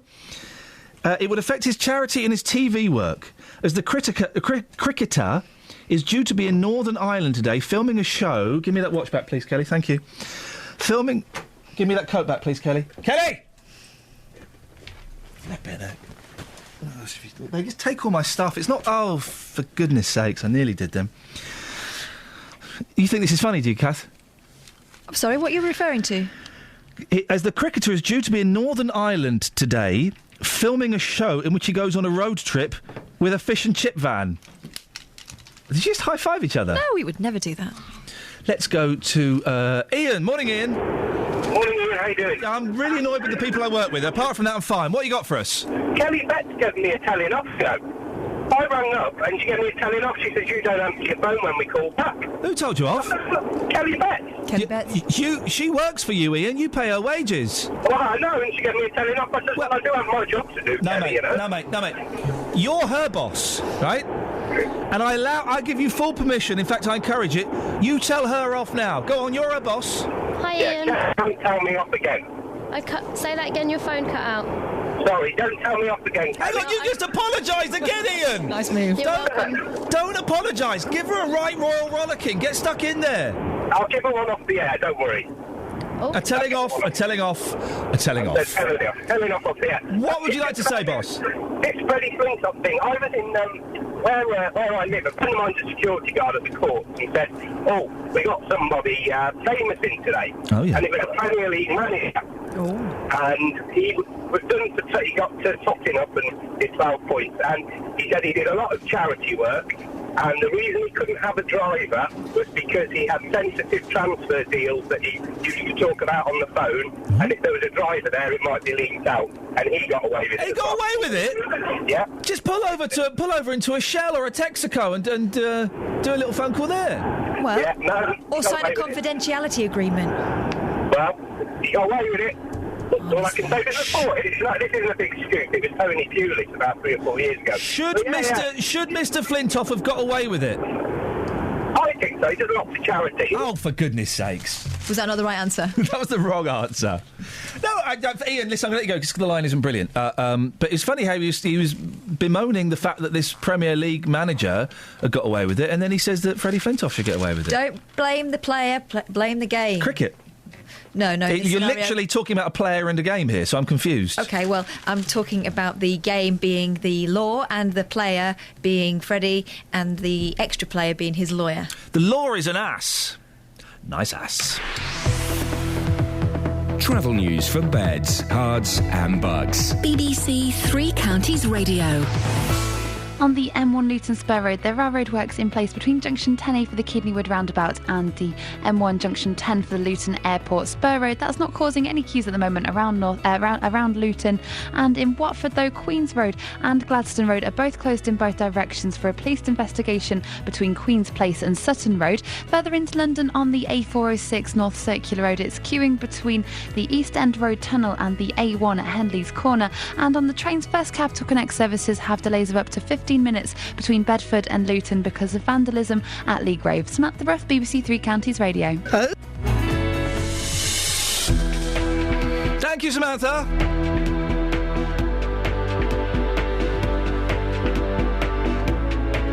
Well, it's 7:16. It's Friday, the 29th of August. I'm Iain Lee. These are your headlines on BBC Three Counties Radio. Hertfordshire Police has been criticised for not reporting crime figures properly. A man has been arrested in connection with the death of a teenager in a hit-and-run in Hemel Hempstead. And people in one part of Hertfordshire say illegal campers are spoiling their local nature reserve. BBC Three Counties Radio.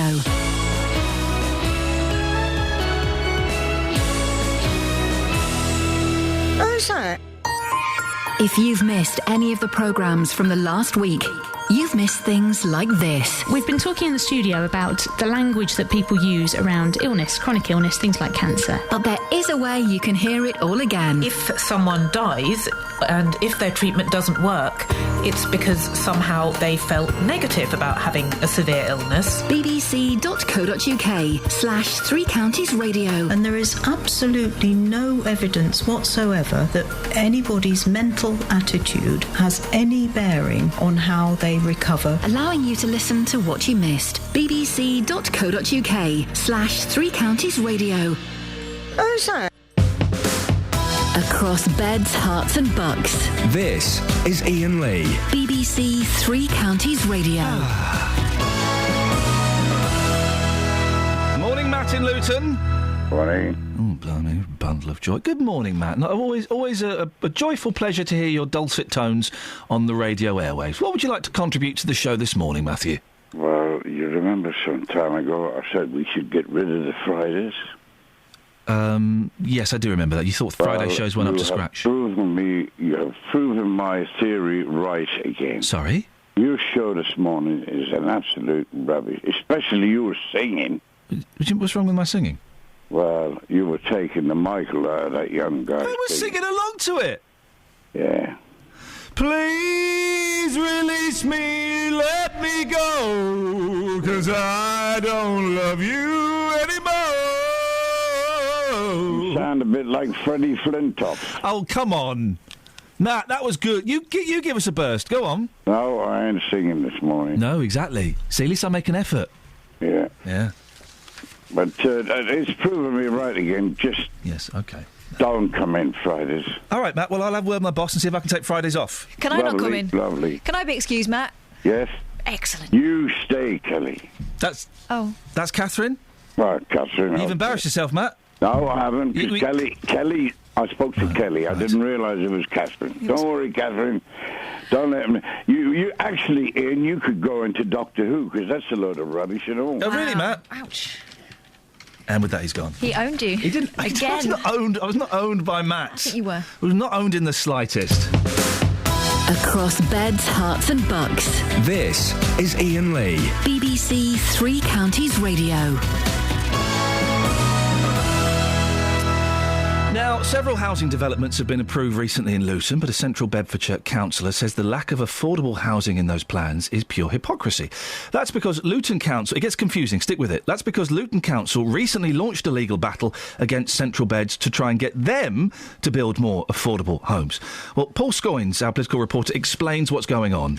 Well, these developments relate to two sites in Luton, one on the former Whitbread offices where around 180 student flats and around 80 private flats have been approved. There's potentially going to be some affordable homes there, but there are no details as yet. The other was approved last month. It's a plan for over 300 flats by the M1 to the west of the Stockwood Golf Club. Now, that doesn't have any affordable housing on it. Back in 2011, when this was actually proposed, the council did object to this plan on the basis that there were no affordable homes. That went to the planning inspector, and the planning inspector said that because there was some sizable gas work that had to be done by the developer, they said there was no obligation to build affordable homes on there. And they also say that the rules have changed, which means that they can't force any developer to build affordable homes. Now, Central Bedfordshire councillors say, well, hang on, you're asking us to build all the affordable homes. We're under the same pressures that you are, and we don't have any more ability to tell developers to build affordable homes than you do. And on top of that, they say that actually Luton could probably build more affordable homes in its own area and just isn't working hard enough. OK, it is confusing, but it will make sense, I think. Richard Stay, Conservative Central Bedfordshire councillor for Caddington, isn't particularly happy. And Tom Shaw is the Labour councillor in charge of housing in Luton. They both join me in the studio now. Thank you very much for coming in. Richard, this is about housing development on the doorstep of your constituency. You think it reveals a lot about what Luton's housing policy is all about, don't you? Morning, Ian. Morning. Yep.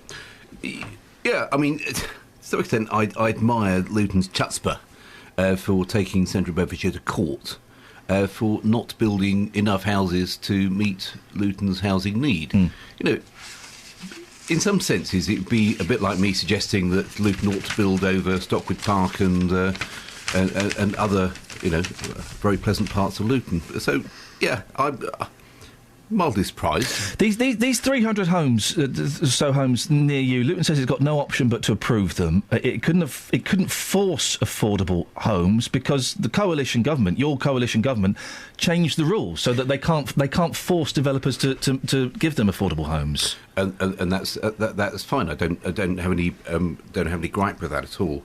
Now, what Luton has done is approved a planning application for home, effectively flats at Newlands Road, which is the site we're looking at, for 154 homes, which is 20. They approved 25% of that site in terms of size in their assessment of what that site could accommodate. Now, what we would suggest to Luton is that they ought to have a look at all the other sites that they think that is appropriate for housing in Luton and apply the same density value to it. Now, were they to do that, we think that they could probably accommodate an awful lot more in terms of homes in Luton before they start saying to Central Bedfordshire, we think that you ought to accommodate homes for Luton. Well, Tom Shaw, Labour councillor in charge of housing in Luton, what would you say to that? Well, let's not let the facts get in the way of a good rant or a good tweet, what we were seeing last night. First of all, let's get Newlands Road out of the way. Luton Council objected to Newlands Road because there was no affordable housing there, turned down the planning application. It was 2013 when that happened. It went off to this, an inspector appointed by the Secretary of State, exactly along the lines you said, and the developer managed to convince that inspector that because of the gas main and other stuff on the site, it was unfeasible to enforce the rules over social housing on the site. The inspector didn't uphold all the planning application. He sent it back to the council, but he sent it back with a recommendation that the council does not include any affordable housing on the site. So if we hadn't have given the permission, we'd have been hit for hundreds of thousands of pounds in costs by the developer because you already had an inspector's decision. Richard, so it's not their fault that there's no affordable housing in Newlands Road? Well, the inspector made comments on the issue of affordable housing on the site, not the density. What we would suggest to Luton, with all due respect, is that the inspector made no comment on the density on the site. Now, that's effectively, density means the number of dwellings per hectare or per acre. Now, what I would suggest to Tom, who is a... Suggest it to him. He's sat there. Go on, tell him now. I'll say to Tom is that you willingly, your development committee, your planning committee, has approved a density of number of dwellings per hectare way above the number of dwellings that you have suggested in other parts of Luton. Now, before you come and berate Central Bedfordshire for not providing homes for people who live in Luton, why don't you have a look at other sites within Luton and actually just confirm that you can't provide more homes within Luton? We can't provide more homes in Luton. Going up in the air at the moment, you've got 243 social housing units going up, and there's another 67 already got its planning permission for next year. What you have got, where you mentioned on all your tweets last night, was Whitbread House. Whitbread House is mostly student accommodation, and just in case anyone gets misinformed or anything, I've actually fetched the planning committee minutes for you. And what it is there is a social housing element on Whitbread House even, and that's been included in there as part of it. The negotiations are going on about how many.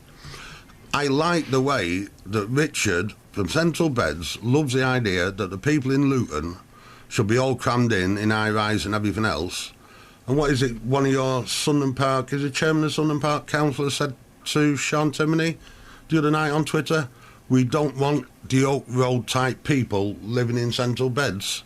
I think that's an insult to the people of Luton. It's an insult by Central Beds. It's an insult by Richard to even suggest that the people in Luton should be crammed in high-rise blocks and everything else, and not in the nice semi-detached properties what Central Beds wants to build. But Luton is expecting Central Beds to build more affordable homes when they're subject to the same rules as you. They can't force developers to include affordable homes either, can they? Well, we're going into the grounds of what the... Hang on, Mitchell, let me finish. I got asked a question. We're going into the grounds what the judicial review's looking at now, and the judicial review's going to an actual hearing in front of a judge where everyone's got to put their But case. if you can't force developers to build affordable homes, then Central Beds can't either, can they? We do force developers to build You didn't in this instance. No, the inspector in that instance stopped it. But if you have a look at the Whitbreads one, which was tweeting about last night, is Richard, read it. Section 3 in there actually says, and the developers accepted the need for affordable homes in Luton. Richard, do you want to come in? Went past, and if you want to read it, it's well, I'm sorry, the rhetoric from Luton doesn't match the reality. There's another question, I think, which is fair for Tom, is this. Central Bedfordshire's highest priority in terms of infrastructure is the A5M1 link road. Now, we are expecting the developers for north of Houghton Regis to to contribute towards the build of the A5M1 link road. That will cost them £50 million. That means that they will have less money than they would normally expect to be able to contribute towards affordable housing. Now, the principle of Newlands Road has been established by Luton, that where they have to move a gas line, they have less money to put into affordable housing. Luton has accepted that. We are accepting that the developers north of Houghton Regis have less money to contribute towards affordable housing north of Houghton Regis, where we are building thousands of homes, many of which will be occupied by people who currently live in Luton. We've accepted that. We've crossed that Rubicon. We understand that. We are doing our duty. So there is no truth in what Tom was saying that certain people in Central Beds don't want Luton types moving in? There is no truth to that at all. We are surprised, upset and hurt that Luton has taken a very aggressive attitude towards Central Bedfordshire on this. We have no obligation to provide homes for Luton, but we have done what we think to be our duty and what we think to be the right thing. Now, I don't know why Tom and his colleagues are taking such an aggressive attitude towards their neighbours. It is surprising. And that, to me, says that we have an obligation then to look at Luton's own development plans for their own housing. And what I'm saying to you, Iain, is that there are plans which Luton have and Luton have passed, which we would say to you, this is puzzling. Why have you passed plans, for example, at Newlands Road, at this density? OK, Tom, you're looking puzzled. Go on. Yeah, I can't understand Richard's argument, because Richard's argument is he seems to be arguing against his own government's inspector's recommendations over Newlands Road. But it's not just Newlands Road. Well, let's put all our cards on the table. 17% of the jobs taken in Luton come from people in Central Beds and North Arts. But Central Beds and North Arts don't want to do anything to help the housing situation in Luton. We've got 1,000 people in bed and breakfast or temporary accommodation. A lot of those being referred over here from Central Beds and North Arts. They're in hotels and everything around the town. You have got a duty to cooperate legally. On our local plan, we've actually said we're arranging sets of meetings with all our neighbouring authorities. What you've got is a head in the clouds attitude where you don't want to help Luton's housing problems and the whole of South Bedfordshire's housing problems, not just Luton's. You want to maximise the value of the land from central beds. You say about the 50 million, you're talking about a massive development. And the tweet from Sunderland, I think he's the chairman, I'm not sure, of Sunderland Council the other day to Sean about not wanting Oak Roader types coming into central beds is absolutely disgusting. And the fact that you've got the nerve to sit here and say it's all right for people in Luton to move into massive overcrowded properties, but we want big semi-detached properties in central beds. That's what you're saying, Richard. That's what you're indicating. That's what your tweets are saying. So I think that's disgusting. There's someone so high up in the Tory party in this county where he's only concerned about a little bit in central beds and couldn't care less about the people from Luton is absolutely disgusting. Shaking your head, Richard? Well, I don't recognise that, and I didn't say that, and I don't think I've ever tweeted that. And I certainly can't speak on behalf of a chairman of the parish council. One of your party members, Richard, by the way, isn't he? Pass, don't know. OK, well, that person isn't here. Listen, we're running out of time. This is getting legal with other cases going on. Surely you two, by you two I mean you two councils, you need to get on, otherwise this is going to get unpleasant and expensive for your residents. In 30 seconds, Richard, we'll start with you. What is the answer? What's the answer as far as you see it? Well, Ian, it's got unpleasant and it's got expensive. We have, in central Bedfordshire, gone beyond what we think we need to do in terms of providing homes for people that currently live in Luton. What I would say to Tom is go and have the same conversation with North Herts. The obligation is not solely on central Bedfordshire to provide new homes for Luton. We have provided we are planning to provide thousands of homes to help Luton in terms of its housing need. We think we have done what we need to do. OK. Tom, 30 seconds, what's the answer? The judge will decide whether they've done what they need to do. I would rather we didn't give a load of solicitors and barristers money that we could sort it ourselves. I'd like to see the 20% what you agreed in the core strategy 2 years ago reinstated in local plan. You do that, and you won't have a major problem on your hands, will you? Very quickly, how much is this costing legally? How much is it costing the taxpayer? Depends on how far it goes in. How much does it cost so far, do you know? Well, it's a minimum of under £1,000 just to get to where we are now from Luton. And you think that's worth spending taxpayers' money? I've got 1,000 people in bed and breakfast and temporary accommodation. If I can get some houses to got those people in decent houses, it's well worth it. Tom Short, Labour councillor in charge of housing in Luton. Richard Stay, Conservative Central Bedfordshire councillor for Caddington. Thank you very much for coming in. 08459 455 555. Travel news for beds, cards and bugs. BBC Three Counties Radio. In Watford, Queen's Road and Gladstone Road are both closed because of police investigation between Queen's Place and Sutton Road. In Bricketwood, the A405 North Orbital Road is looking heavy at the M25 Junction 21A roundabout on the speed sensors. And further into London, the A406 North Circular Road is queuing westbound between the East End Road Tunnel and the A1 at Henley's Corner. On the trains, First Capital Connect still have delays of up to 15 minutes between Bedford and Luton because of vandalism at Lee Grave. Samantha Bruff, BBC Three Counties Radio. Across beds, hearts and bugs. This is BBC Three Counties Radio.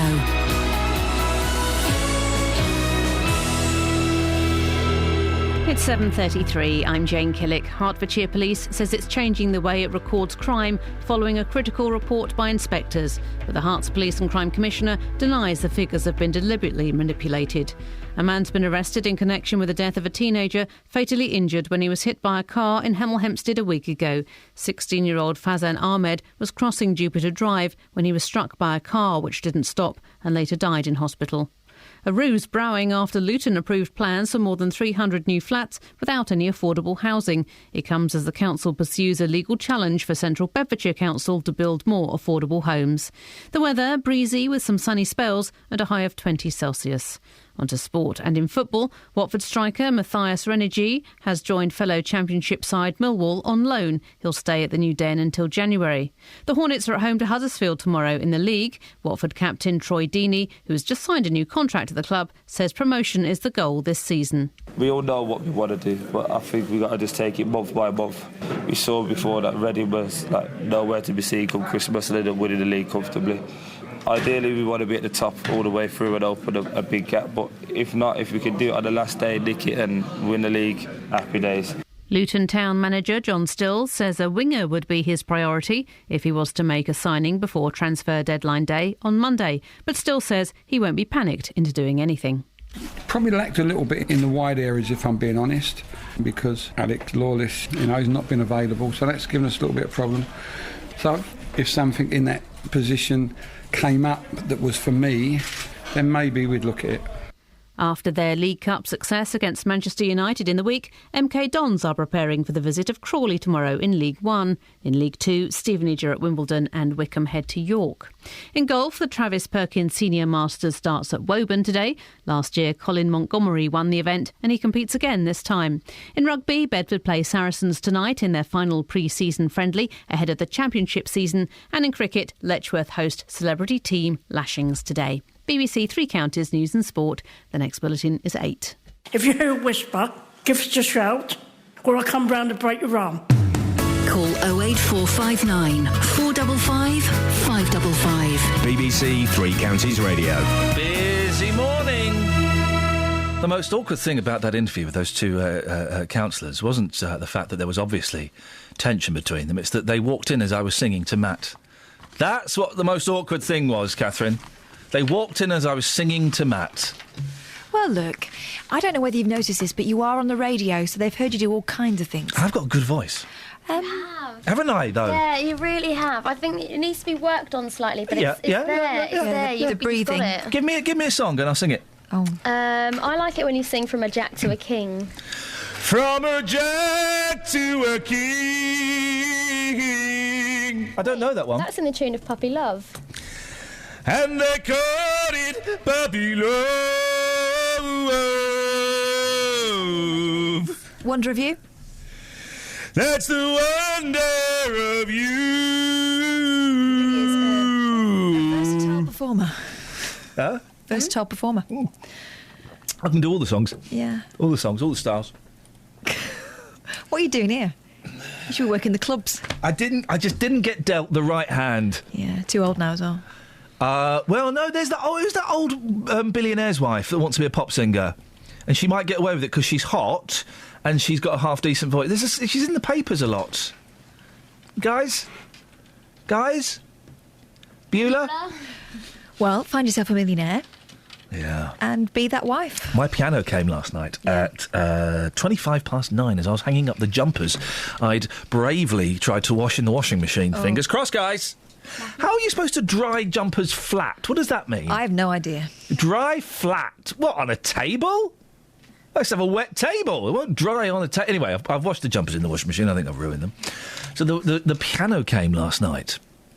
9 o'clock. These musos really have no limits, do they? Crazy. And it was, I thought it'd be like Laurel and Hardy. It wasn't. It was just Hardy was just delivering the piano on his own. How did he do that? It was amazing. He pulled a piano out of a van on his own. It was unbelievable.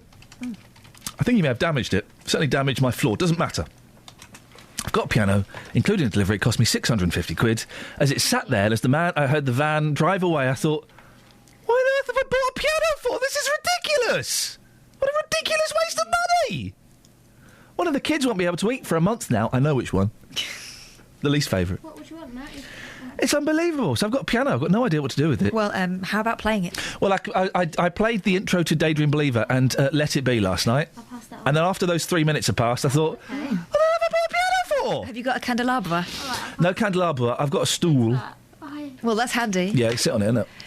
Can you play a piano? No, well, no. I'll tell you what I'll do. I'll record me playing the bits I can play this weekend. Excellent. We'll play it on Monday, Yep. and you can let me know whether it's worth... Does anyone want to buy a piano? Just, do you want to buy a piano? No. A piano, as Chaz and Dave would call it. Yeah, piano. A piano. No, you're such a muppet, aren't you? Oh. Yeah, okay. Yesterday, giving it the big one. Yeah. I'm going to have a piano. Look at me. Yeah. You get the piano the next day, then all you do is moan. I'm a classical pianist. No, you're not. So Matt in Luton called in. Oh, yeah? Called back. What did he want? He said he thinks you should just close the show and go home. And then he said, but that was a great interview. Well, then, there we go. Oh, Matt. Well, I might have more great... I've got David Lloyd, PCC, coming up in a bit. That'll be a great interview. We got Dealey in about 3 minutes. That'll be great, won't it, Deals? Good tension, yeah. Good tension. Good Elliot. tension. And Great. first of all, we have Ian on the M1. No, we don't. Nigel on the M1. Well, plum. Yes, Nigel. Good morning, Ian. How are you? Do you know what, Nigel? I'm regretting buying a piano, but apart from that, I'm all right. Good. I just want to make a comment on the... Good. 5 goods. Story. You did 5 goods. Good. 5. It's very good. Yeah. Go on, Freddie Flintoff. Yes, he got 12 points. He didn't get banned because of his charity work, his television work, and his kids' identities. I think that's absolutely disgusting, Ian. Go on, tell me why. He's a professional driver, and he's driving a vehicle at that sort of speed on a motorway, then he ought to take the point, he ought to take the ban. There are lots of accidents caused by idiots, I will call them idiots, driving up and down the motorway every day. There will be some people, Nigel, who would say, well, 87 miles per hour on a motorway, it's not that bad. Of course it is. I mean, the legal law is 70. People do 80 and they get away with it, which is fair comment. I must admit, I do occasionally, because I'm a professional driver by profession, and I occasionally do 80 on a motorway. So hang on a minute. So there's only 7 miles per hour difference between 80 and 87. It's negligible. You should lose your licence. No, I don't think so. But if you're a professional driver and you're braking... You don't get to decide... We don't get to decide... I'm getting excited, I'll calm down. We don't get to decide, which laws we obey and which ones we bend a little bit. The speed limit is 70. Yes. So you should be doing 70. You're just lucky that you haven't been caught. Exactly, and if I was caught, then obviously I would be fined, I would get the points on my licence, and if I got up to 12 points, then obviously I would be banned. So I know he's a celebrity, I know he's got celebrity status, etc., but I think he's still a driver, he's still responsible for that vehicle he's driving, but he's not driving in a safe manner, he's not thinking about the other drivers on the road. But you are when you're doing 80? I don't do 80 all the time. Occasionally I'll do 80. I bet he don't do 87 all the time. He probably doesn't, but unfortunately he was unlucky, I suppose, in a way that he got caught. Nigel, listen, I'm going to let you go because you're in a weird echo chamber, but thank you very much. Nigel's argument was it's all right for Nigel to break the law, but not celebrity. I'm confused by that. No, he said he'd be banged to rights, didn't he? If he got found out. But yeah, he still does it. Deals. Yeah, interesting point there, Nigel. Yeah, no, it's good. Thank you for that, Nigel. I enjoy it. 08459 455 555 if you want to have your say. Have you taken this to the street as you were instructed to earlier? Yes, I mean, I'm slightly surprised by this one because, as I mentioned to you earlier, my dad does a lot of charity work for the Bone Cancer Research Trust, so I'm sure that if he had... yeah, exactly. If he had 9 points on his licence and then he got caught doing 87, I'm pretty sure that he will be banned. BCRT? Yeah, BCRT, that's the one. But I'm pretty sure that he will be banned. I think it kind of sends out the wrong message that, well, go and speed. If you're doing charity work or you're a celebrity, you'll get away with it. But I have taken it to the streets, asking people whether Flintoff should have been banned. Here's what people had to say. He should have been banned. He'd have had a collective of 12 points, and that's enough to ban a driver. In saying that, apparently he does a lot of work for charity, and those charities would have suffered had he have been banned from driving. So what? It's his fault. He's driving. James, you're a Freddie Flintoff fan, but should he have got away with this? What do you think? No, definitely not, because he's just a human being, just like me and you. It doesn't matter if you do charity work or any kind of work. The law's the law, basically. I think maybe there should be an offset taken into account charity work that he's done. Let me ask you this, though. If you were doing charity work, do you think you would have got away with this? Very likely not at all. When it does happen and it becomes highlighted, it doesn't do a lot for that particular person's popularity or public's faith in the justice system. Interesting. So hearing this news today, have you gone off Freddie Flintoff a bit then? A little bit, yeah. If he's bringing into the reason why he shouldn't be prosecuted, the privacy of his children, then yes, because I don't think it has a place in it at all. Alex, you're in your car listening to Iain Lee this morning. You know all about this story. Freddie Flintoff, should he have got away with this? What do you think? No. Well, it's one rule for one and one for another. Just because he's famous doesn't mean he's above the law, does it really? I mean, his argument is that he does a lot of charity work. Those charities, they would have missed out had he have been banned. Well, he could get someone to drive him, he can afford it, can't he? And the privacy of his children, has that got anything to do with it? What's his children got to do with it? It's him who's in court, not his kids. When you're quite angry, when you heard this morning, were you almost thinking, I can't believe what they're talking about here? I just think it's the same always. It's always the same. If you're famous, you seem to get more leniency than the normal Joe Blogs on the street. I do. And, of course, as you're listening to the programme, if you hear a whisper, give us a shout. Good lad. What's interesting, people saying, you should get a driver. The ban would normally be for 6 months. Yep. And he's got a Bentley that costs £150,000. Wow, I think the fine was, £330? So he could sell that Bentley, and just on the winnings from that, he could afford a private driver for 6 months. It's just wrong on every single level, this story. Do you know what? I think it kind of is. Mm-hmm. I think, and also, this will be the 4th time he's been stopped. He'll have had 3 other... being caught for speeding. And 87, by the way, is too fast. I know a lot of people do drive on the motorway at 80. I think the police probably wouldn't pull you over. I don't know that for a fact, but I'm sure they wouldn't pull you over if you were doing 80. Anything above 80, they certainly would. 87 is way above 80. So I think, taking everything into account here, so what if he works for a charity?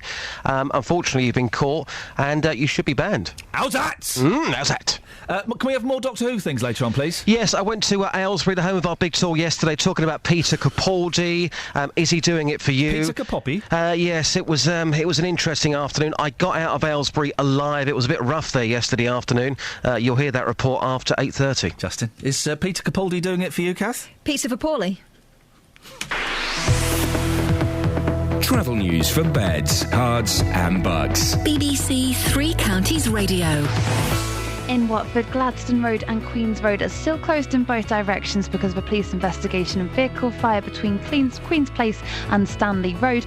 Also in North Watford, the A41 Northwestern Avenue is busy around the Dome roundabout. In Bricketwood, the A405 North Orbital Road is heavy at the M25 junction 21A roundabout on the speed sensors, and into London on the A406, looking at the cameras, it's queuing on the North Circular Road between the East End Road Tunnel and the A1 for Henley's Corner. On the trains, Best Capital Connect have 15-minute delays between Bedford and Luton because of vandalism at Leagrave. Samantha Breath, BBC Three Counties Radio. Thank you, Samantha.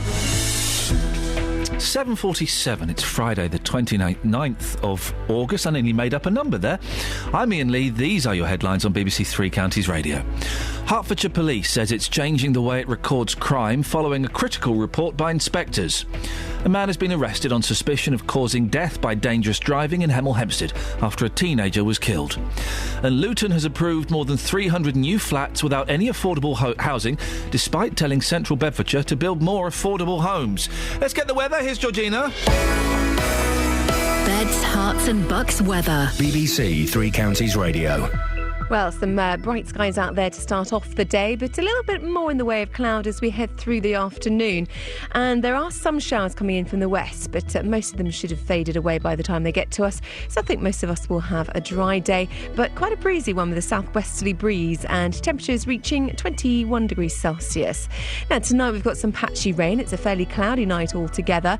Just about clearing by the time we get to the morning, though, with lows of 13 degrees Celsius. So tomorrow, a largely dry day with sunny spells, still that southwesterly wind but easing all the time, and temperatures reaching 19 degrees Celsius. Sunday we have a ridge of high pressure, so that's giving us a dry day with lighter winds, but the beginning of next week is looking a little cloudy and damp. That's your latest forecast.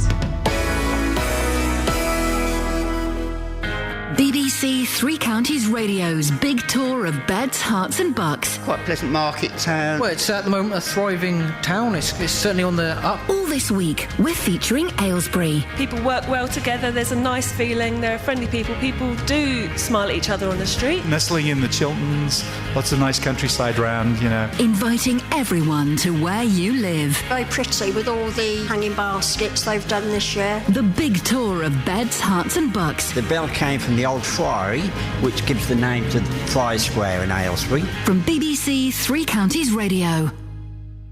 Oh, sorry, I was expecting that to be a little bit longer, and I was... can you talk for like 10 seconds, Kath? Yeah, you look like you were having a bit of a daydream. Are you all right? Oh, wow. I was having some cough, finishing off the cough. Looks like you're doing a yard of ale the way you neck that. How much is it? How much is a yard of ale? Too much. But what is it? How much is it? I don't know. A few. I'm guessing about 4 pints. Don't pretend you've never done one. I haven't done one. I've seen a few. Yeah, I bet you have. I bet you necked a few. No, I haven't. Although I was very into Caffrey's as a student. Barry Caffrey's? The guy that works here? No. We're all into him. He's lovely. No, I didn't realise the powers of Caffrey's until I stopped drinking it when I came home for the holidays and lost 1.5 stone. Yeah. That stuff will do it to you. Now, a group of volunteers are calling for something to be done about illegal camping on Mardley Heath near Welwyn. The group is fed up clearing up after people whose idea of getting back to nature involves dumping litter, lighting fires and smoking to reefer. Well, Louise Jacklin is one of the friends of Mardley Heath and joins me now. Good morning, Louise. Hello, Ian. Good morning. Good morning. Thank you for joining us. Tell me a little bit more about this place, Louise, and why it's so special to you. Well, Mardley Heath is a designated local nature reserve of about 37 hectares. That's about 60 acres in old money, I think. It's a mixture of woodland, particularly noted for its hornbeam, remnant heathland, some ponds and some old gravel workings. It really is a lovely place. And so what's been going on, Louise? What's got your beef? Well, the main problem, and it's been a problem for a while, but this year we've seen a really big increase in the number of times groups of young adults move in for overnight and weekend-long camping parties. And, of course, this has created huge amounts of rubbish and litter and broken bottles, etc., left around the camp area when the party's over. And also, they light campfires, which are fuelled by cutting or pulling branches off nearby trees and leaving large areas of scorched ground. And particularly, you know, the main family picnic area is being degenerated by this use of invasion by, you know, weekend parties. Now, are people allowed to camp there? There are signs which are provided by the council which say no camping, no fires. But according to the council, this is a woodland code. Right. And it's... So does that mean that it's recommended that people don't camp there, but it's not actually illegal to camp there? Well, that's the moot point, isn't it? Right. It's and this is why, when we've sought assistance from the council and the community police and the street wardens, the buck seems to get passed around, and nobody seems to have a solution to how we might manage this increase in partying. Supposing, I'm just putting this forward as an option. Supposing that people camped there, but they didn't start the fires and they cleaned up everything. There wasn't a trace left behind. Would that satisfy you? Well, to be honest, as you know, as the volunteers who tend to, you know, kind of keep the place tidy, you know, we've had that before, and we do see, you know, people having even an overnight picnic, which are cleared up because we go and check next day. Yeah. And if there's no tents or rubbish or litter, then you kind of think, well, they've had a nice time and nothing's been damaged. It's we want to work with people who enjoy, you know, the nature reserve for what it is. And respect it. And respect it. And respect other users, because the main site being used is the family picnic area. You mentioned users, Louise. The drug paraphernalia has been found, hasn't it? What is that? Needles, bongs, wraps, baggies, Rizzlers? I'm not the best person to ask about that. We happen, to be fair, we have not found such obvious paraphernalia. Yeah. More knowledgeable friends than I am have said, oh, that looks like a little wrap or whatever. Oh, dear. But we don't. It's not that evident. And do you ever approach these people, Louise? Yes. And I can possibly imagine. What's their response? Actually, to be fair, we've never been overtly badly abused. Okay. But the attitude is, well, we can be here, and it doesn't matter, and we're not hurting anybody, and we will clear up. Well, they say that. So it's almost as though, well, go away, you're just annoying us. In fact, last week I was told to go away, you Jobsworth. Oh dear. But that's not serious abuse, but you can't get through to them, that they're on a very public area there, and just making a mess. Louise, what would you like to see done? What would be your dream scenario? Well, I do wonder why, the nature reserve, doesn't have bylaws about, so at least the community police, instead of just shrugging their shoulders, could come and say, well, you must put that fire out, and you must now clear up all this rubbish that's scattered around, and, kind of enjoy yourself without all of this going on. But whether it requires a bylaw or whether it just requires a more insistent monitoring from, those of us at council and other public services that want to care for the heath, I don't know. Louise, I appreciate your time. Keep us informed. Let us know what happens. Louise Jacklin, Friends of Mardley Heath. Respect the countryside. That's one of the things I'm big on. Yeah. The camping thing, if it's not illegal, I'm not quite sure. But clean up after yourselves, guys. I don't see the point in camping. No, I'm not a camping fan. That's where we part ways. I'm not a big camper. If you insist on that, then clear up after yourself. Yeah, to clear up after yourself, Dave. And shut the gates. Shut your gate, Dave. And don't worry the sheep. Stop worrying the sheep. Put that away. Oh, I'm not worrying the sheep. Dave, I'm looking at the birds here in the garden. Oh, you deviant. Now, Dave, you've called in to play the Mystery Voice competition. No, I didn't. Who is this? I like the mushy peas. You. Try again. I like the mushy peas. I don't know. Tell us. Who? I don't know. You tell us. Well, no, I do know. No, listen. No, hang on. No. I do know. You guess. I like the mushy peas. I'll give you a clue. Is it The Rock? It's not The Rock. I'll give you here are clues, okay? He's an American man. Oh no. He was in inverted commas married to a woman.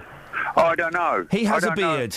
No, I don't know. Okay, have a guess. Who is the voice? I like the mushy peas. I don't know. Okay, pal. Oh, he's got off the bloke. I'm going to swear here, but... I like the mushy peas. I was going to ring up to ask if Catherine brought her musical instrument in, but she said no. Oh, dear. He's off again. I like the mushy peas. This Freddie Flintstock, or whatever his name, we should all join charity organisations and get away with any crime we commit. I like the mushy peas. This country's law, justice, is an ass. Just like you. Just like you, Mr. Lee. You know what I mean? You're a silly ass. Hello? Oh, dear, oh, pray. I like the mushy peas.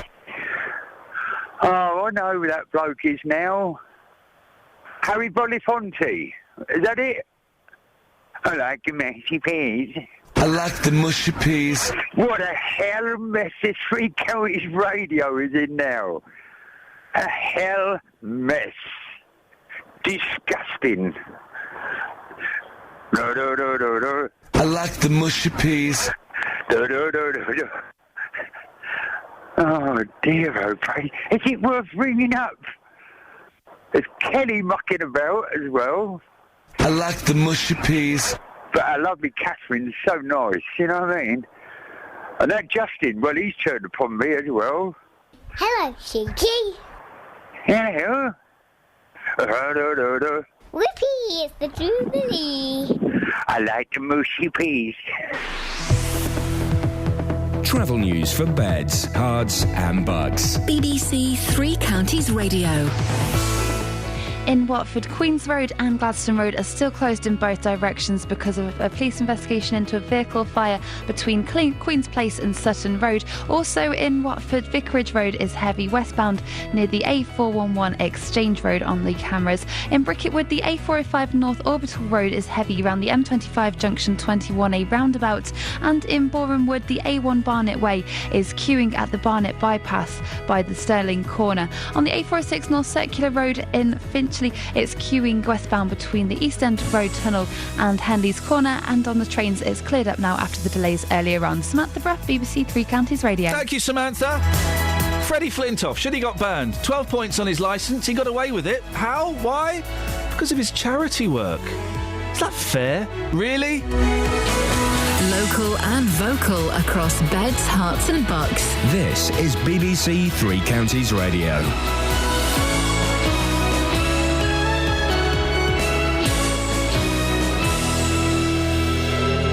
It's 8 o'clock. I'm Jane Killick. The headlines: Hertfordshire Police reacts after a critical report over its crime figures. Man arrested over hit and run in Hemel Hempstead, and row over not building affordable homes in Bedfordshire. BBC Three Counties Radio. Hertfordshire Police says it's changing the way it records crime following a critical report by inspectors. But the Herts Police and Crime Commissioner denies the figures have been deliberately manipulated. The former Chief Constable of Thames Valley Police, Peter Neyroud, says failing to put on the record 25% of crime is not a good place to be. They actually observed somebody coming into the inquiry office and not have their crime recorded because they didn't have all the information available. I don't know how many times people go back into an inquiry office to report something when they fail to do the first time. I suspect they only do it once. So it's those type of things where people have just not, got the service they should have got at the time they should have got it. A man's been arrested in connection with the death of a teenager fatally injured when he was hit by a car in Hemel Hempstead a week ago. 16-year-old Fazan Ahmed was crossing Jupiter Drive when he was struck by a car which didn't stop and died later in hospital. A 20-year-old man from Berkhamsted is being questioned on suspicion of causing death by dangerous driving. Luton Council's being accused of hypocrisy after giving developers the green light to build more than 300 flats without any affordable housing. It comes as the authority pursues a legal challenge against Central Bedfordshire Council to get them to provide more affordable homes. The Labour councillor in charge of housing in Luton, Tom Shaw, is defending the cost of the legal proceedings. It's a minimum of under £1,000 just to get to where we are now from Luton. I've got 1,000 people in bed and breakfast and temporary accommodation. If I can get some houses to get those people in decent houses, it's well worth it. It's claimed illegal campers are spoiling a nature reserve in Hertfordshire by lighting fires, as well as leaving behind litter and evidence of drug use. The Friends of Mardley Heath say the problems are getting worse. Ewan Duncan reports. Mardley Heath is an area of woodland and heathland near Welwyn Garden City, but the volunteers looking after the site say it attracts young adult and teenage campers who don't take responsibility for the mess they leave behind. The Friends of Mardley Heath want bylaws to deter people from spoiling the area, which they frequently have to tidy up. Well, in Hatfield Borough Council, which manages the site, says it's considering putting up signs to deter camping at Mardley Heath. 6 people were taken to hospital after a 2-car crash in North Mims near Hatfield yesterday morning. One man, believed to be in his 50s, suffered multiple injuries in the crash on the Great North Road and was in a serious condition. 5 people travelling in the other car were treated for minor injuries. And hospitals in England are being told to improve their food with measures such as serving fish twice a week and cutting the salt used in cooking. The new standards will be enforced through NHS contracts. The weather, cool and breezy, but mainly dry, with lengthy sunny spells this morning and a high of 20 Celsius. And get the latest news and sport online at bbc.co.uk/Three Counties. I like the mushy peas. BBC Three Counties Radio's big tour of beds, hearts and bucks. People work well together, there's a nice feeling, there are friendly people, people do smile at each other on the street. It's all about where you live. Yeah, it's got the basics, but it's surrounded by some beautiful countryside, beautiful history. All this week, we're featuring Aylesbury. Very pretty with all the hanging baskets they've done this year. The big tour of beds, hearts and bucks. BBC Three Counties Radio. Morning, this is Iain Lee, BBC Three Counties Radio. 4 minutes past 8, it's Friday, it's nearly the weekend. Sing hosannas. Coming up in the last hour of the show, crime figures questioned. Should Freddie Flintoff have got off? 12 points on his licence. He didn't get the usual 6 months ban because of, well, his charity work. Is that fair? And I've not seen it yet. I'm very excited. The new Doctor Who I should be watching this afternoon. Is Capaldi doing it for you? Justin has been out and taken it to the streets. We'll find out what you think. 08459 455 555. Across beds, hearts and bucks. This is BBC Three Counties Radio. Capaldi, Catherine, has not done it for you. Well, I really like Capaldi, so that was my main reason for watching 5 minutes of Doctor Who. Come I couldn't on. persist with any more. I thought I'd come in halfway through. No, it annoys me. People who only... If you're going to give something a chance, give it more than 5 minutes. Oh, no. Yes. It was a lizard-faced woman in a Victorian outfit. It sounds brilliant. And a Tyrannosaurus Rex trying to catch him. Yeah. It was a load of old nonsense. Well, really? all right. You watch that, do you? Tony's not impressed. He says on the text, Capaldi, Doctor No. Yes. I've got... He looks like he should be part of the Pet Shop Boys. Guessed. We never like a new doctor. Give him some time and he may lighten up. And I can understand him being miserable. He was once a young doctor with a fit sidekick. How rude. He's regenerated an old Pet Shop Boy now. He's got no chance with her. Catherine. Doctor Who is gutted. I've got David Lloyd in the studio with me, so I think maybe you should just calm down your rant and let me speak to him. It was Tony, not me. OK, thank you very much indeed. I do apologise, David, for that. That's all right, Ian. That rant there from Catherine Boyle. Now, police watchdogs have found serious failings in the way that crime is recorded in Hertfordshire. Her Majesty's Inspectorate of Constabulary has given the force 3 months to sort itself out after discovering a significant number of offences missing from the official figures, 25% to be precise. Well, as you can hear, the Hertfordshire Police and Crime Commissioner, David Lloyd, joins me now. Morning, David. Thank you for coming in. Morning, Ian. What's gone wrong? There have been a number of things that have gone wrong, and I welcome the fact that HMIC have done this. HMIC have the same role broadly that I have, which is to hold the constabulary to account to make sure that we're getting things right. And you're not, are you? Well, I make sure that the constabulary is getting things right, and where things have gone wrong, we need to put an action plan in place, which we've already done since April, to make sure that we get it right. And what the HMIC said was that a number of crimes which were being committed were not getting onto the figures. What this is... 25%, that's a significant number. Of what was a small sample, but I'm not going to get into the size of the sample or whatever. When they looked at it, 25% were not on. And, there are a number of things which may or may not have got on, and I think it's important we look at those first of all. There are, if you like, broadly three types. One is the things like fly tipping, which we've now, the constabulary has now accepted these are always crimes and that they go on. Another type is where perhaps someone's phoned in and said there are 5 things that have happened. Perhaps the constabulary have focused on getting people out quickly rather than working out whether or not there's 1 crime or 5 crimes. That clearly we need to get right. And also in some very sensitive areas where perhaps there are vulnerable victims of crime, they've thought about the vulnerability of the victim. What's been most important for me is that there aren't more victims. This isn't about more or fewer victims. This is about how the crimes are recorded. Serious under-recording of sexual crimes. Yes, indeed. I mean, significant. HMIC examined 50 reports recorded on a different system. 19 crimes that should have been recorded, of those only 10 were. Yeah. That's terrible, isn't it? It is, although I think it sounds worse than it actually, what it really means. Within the crime recording standards, and clearly at sort of 8 o'clock in the morning we don't want to go through the minutiae of crime recording standards, but within them you've got to record within 72 hours.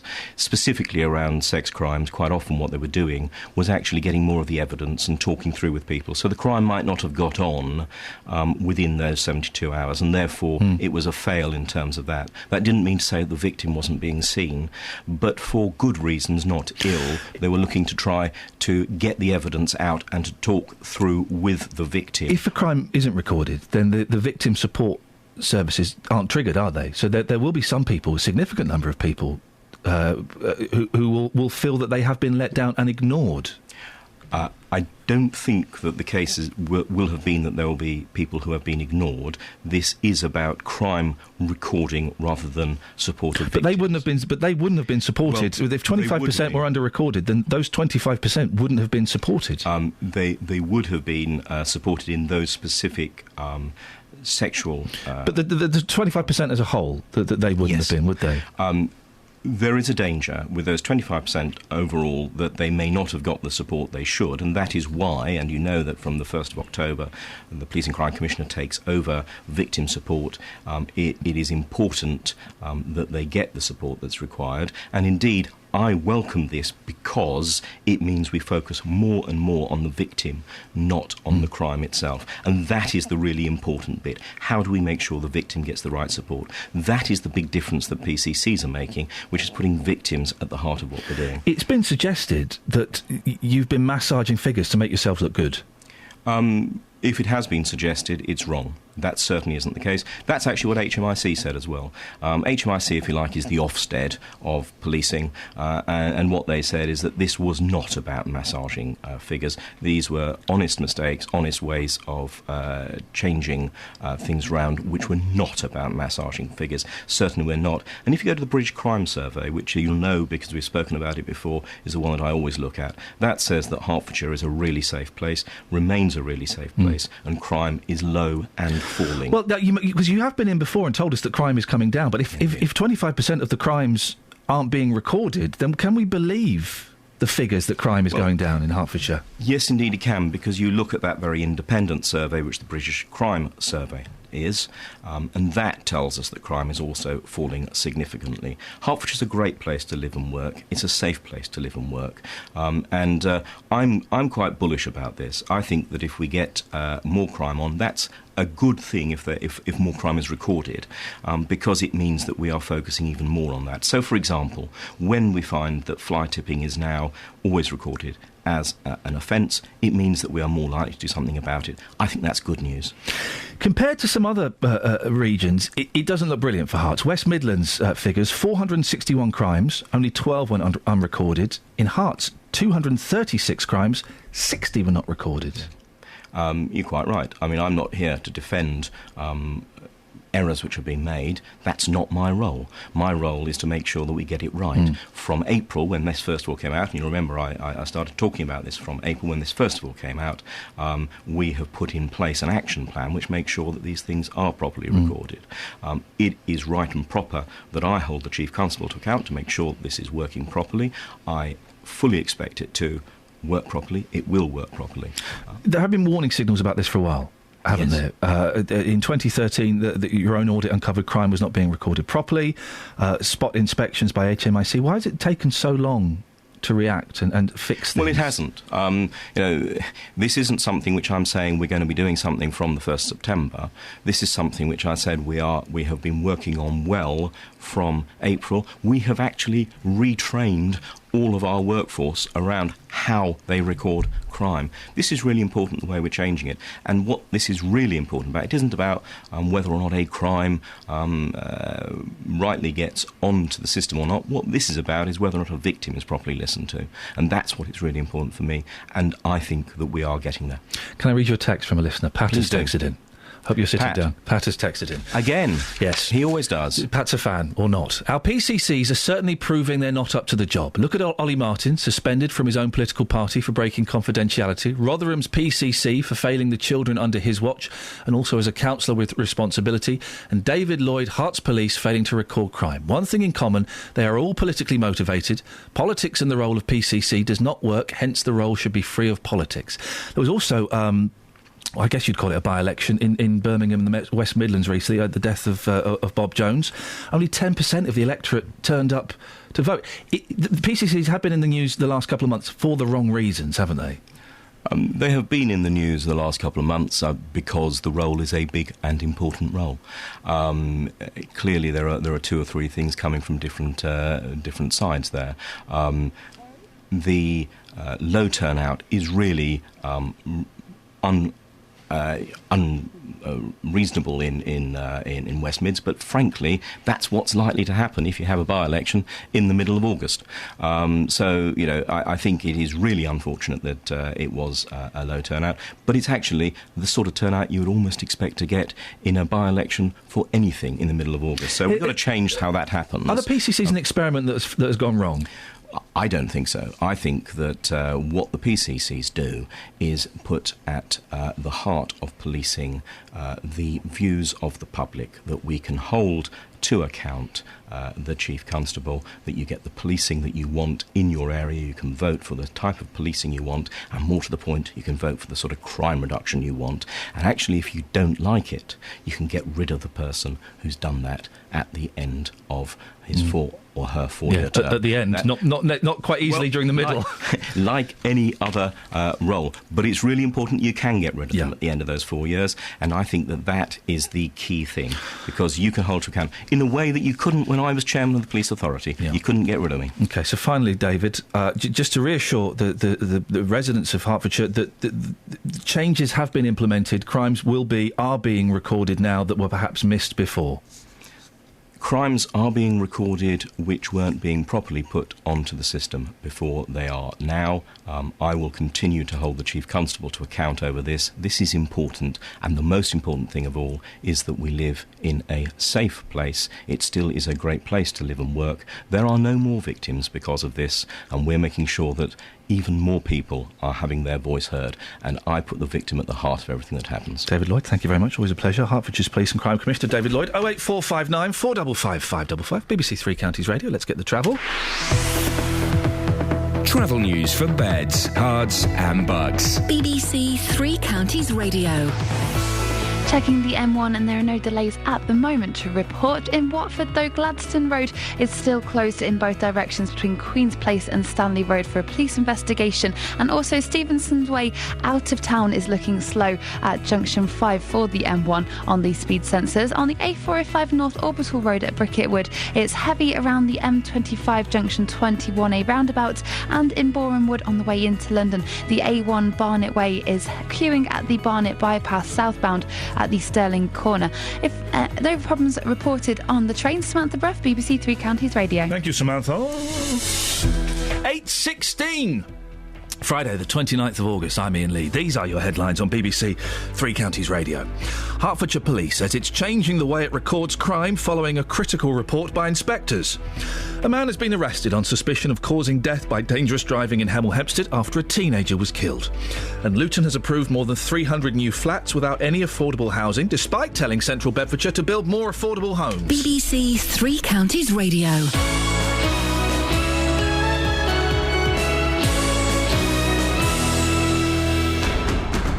After a mixed week in the Cup for some of our local teams. Doncaster are back in front. Well worked goal from the visitors. Still going to Foamy. And Foamy is in here and scores! 4-0 MK Dons! It's time to turn attention back to the league. But Luton Town have come from 2 goals down here. And tomorrow we'll be with all our sides across the divisions. Watford host Huddersfield, MK Dons entertain Crawley, Luton are away at Shrewsbury, and Stevenage travel to Wimbledon. It's a beautifully worked goal! All 4 games live in Three Counties Sports. Tomorrow from 2, here on BBC Three Counties Radio. Across beds, hearts and bucks. This is Iain Lee. BBC Three Counties Radio. Anyway. Oh, gosh, these are loud, aren't they? I could turn them down. Could you? Well, I could, but it would... Do you know how to do it? How about... No. Top row, far right. Are you contributor? That's it. That's lovely. No, not that much. That's... Oh, beautiful. That's lovely. Yeah, that's perfect. Hey, yes, gorgeous. Thanks. Look at that, you see. It's nice. I wonder what the studio will be like in the new place. I hope it's clunky and old and made of Lego. No, I know what it's like. I used the new studio elsewhere. Excuse me. It's... This is genuinely made with bits of Lego. It takes some getting used to, let me just put it like that. Flippin' heck. Is it all computers and touch screen and hello computer? Yes. Oh, touch screen. No. All the faders go the other way. I wonder if they'll let me have this desk. I'm sure they would. There's no reason why they wouldn't, is there? What, in your home? Yeah. I could just have this. Shall I tell you the truth? These desks from this radio station, when we move to our new premises, and they finally upgrade us, these are going in a museum. The Science Museum, I think, in London are having them. Flip it. That's... Oh, blimey. All right, fine. What? The Science Museum. They've got loads of stuff already in there. Yeah, but this is genuine radio history, this studio. This is the studio where Stephen Rhodes used to work. That'll be the plaque. It's true. Yeah. Stephen Rhodes, John Gaunt, Gordon Astley, they've all... Gaunt! Who? Simon Groom? Simon Groom, I had a dream about Gaunty last night. Did you? Yeah, I did. Why did you do that? He was rude about me on Twitter recently, and I didn't rise to the bait. And I had a dream that I said, "Are we all right?" Yeah, we're all right. All right, just want to make sure. Oh, it's fine, don't worry. It's all bats. Right. Yeah. He wouldn't say that. No, he wouldn't. I know. He wouldn't. So what did he say about you on Twitter? He just said that I was a no mark that was copying his act. Oh, get real. Get real. Right. No, I like Gaunty. He's good. Anyway, what's on your show today? Coming up on the big phone in this morning, do you take UKIP seriously? Nigel Farage, it's all over the front page of the papers today, isn't it? Nigel Farage says MPs from Labour and the Conservatives could join the UK Independence Party if they win a by-election caused by the defection to UKIP of Eurosceptic MP Douglas Carswell. He's told the BBC that backbench MPs from both parties support UKIP fully, apparently. Oh. Should Douglas Carswell win the by-election, the former Conservative MP would become the first elected Member of Parliament for UKIP. And the Daily Mail is reporting this morning that 8 more MPs may also be tempted to do what he's done and join the UK Independence Party. Well, speaking after their success at the European elections in May, Mr Farage said that his party is a national force with momentum behind it. Is today's news evidence that he was right? From 9 this morning, I'd like your views. Do you take UKIP seriously? 08459 455 555, as always, is my telephone number. I tell you who I feel sorry for in all of this. Who's that? The fella from UKIP that was going to be standing for that seat anyway, because no one told him. Well, but you know what's quite interesting? Yeah. He may well be standing against. Is that still happening? I was wondering if that changed overnight. Yeah, no, that is the plan. So what on earth's going to happen? You're going to have 2 UKIP candidates. He has to stand down, doesn't it? Farage has to. I was going to say something incredibly vulgar. Then where did that come from? Farage has to do something to manage that situation. Thank you very much indeed. Yeah, because if there are 2 candidates standing there, that would potentially blow it completely. Wouldn't it? It would. Well, from 9 this morning, I'd love your views, your reaction. It does seem that UKIP is having quite a good year. Yeah. You know, they did very well in the European elections. Okay, they didn't do quite so well in the by-election, but now Nigel Farage has announced that he's going to be standing as an MP at the next election. Now they've got a Conservative MP defecting to them. Yep. It does feel as if that momentum Nigel Farage talked about is building. But from 9 this morning, I want your reaction as to whether you take them seriously. 08459 455 555. If you hear a whisper, give us a shout. Iain Lee. BBC Three Counties Radio. Across beds, hearts and bucks. This is Iain Lee. BBC Three Counties Radio. Crikey!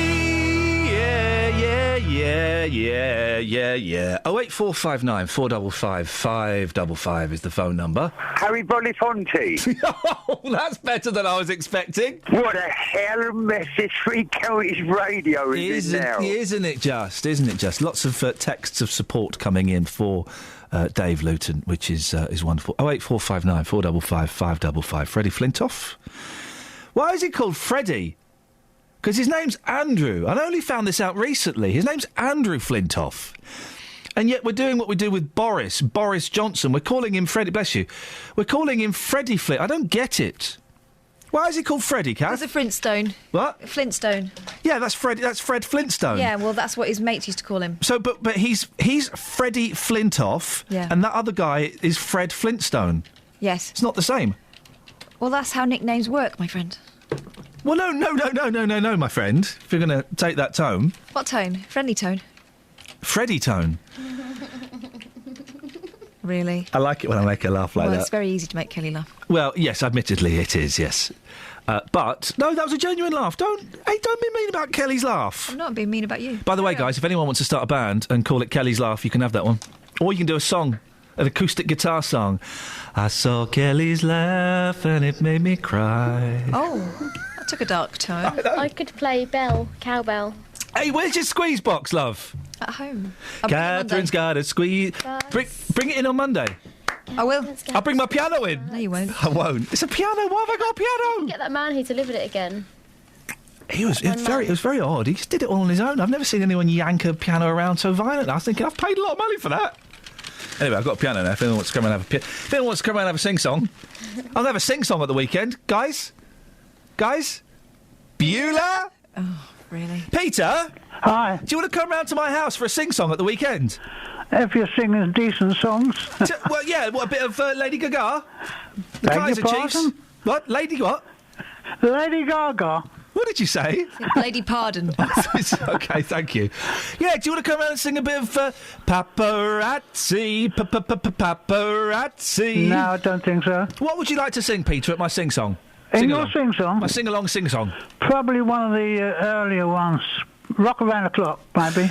1, 2, 3 o'clock, 4 o'clock, rock. 5, 6, 7 o'clock, 8 o'clock, rock. I don't know the rest of the words.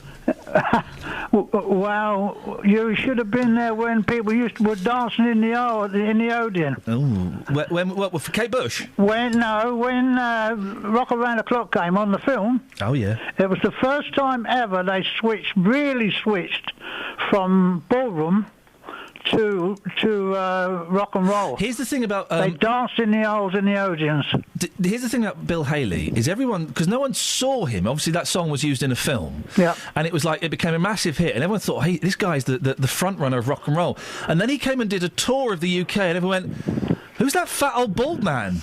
Well, they had to tell people not to dance in the gallery. Pre MTV, wasn't it? By a couple of years. Absolutely, and I've never seen such an exciting time. Really, when MTV started, 86. No, I'm talking about the when people were dancing in the I was talking about your age. Anyway, Peter. Yes. What have you got? What do you want to have a whinge about today? I wanted to talk about basically Rotherham, really. What? Rotherham. Okay. Yeah, because the Rotherham syndrome really can apply right across the board. So for those who have missed it, this is a story where over a period of about 14 years, over 1,000 young girls were abused, and no one spoke. No one really spoke up. It's being said that various bodies and groups, the police and social services, didn't step up to the mark and kind of it may have turned a blind eye and didn't want to offend people because of perhaps their cultural and racial background.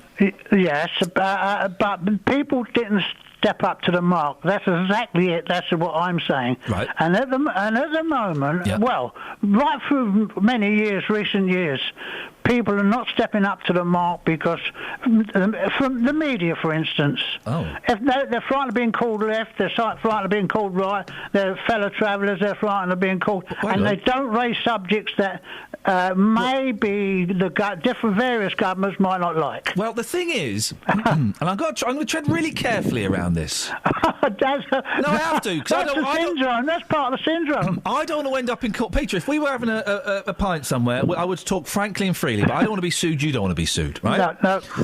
So are you blaming the media for Rotherham?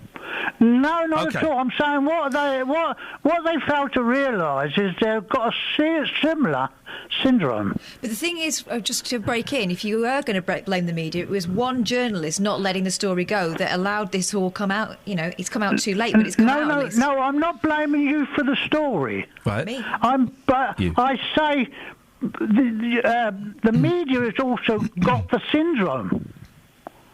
Well. They're frightened to speak out.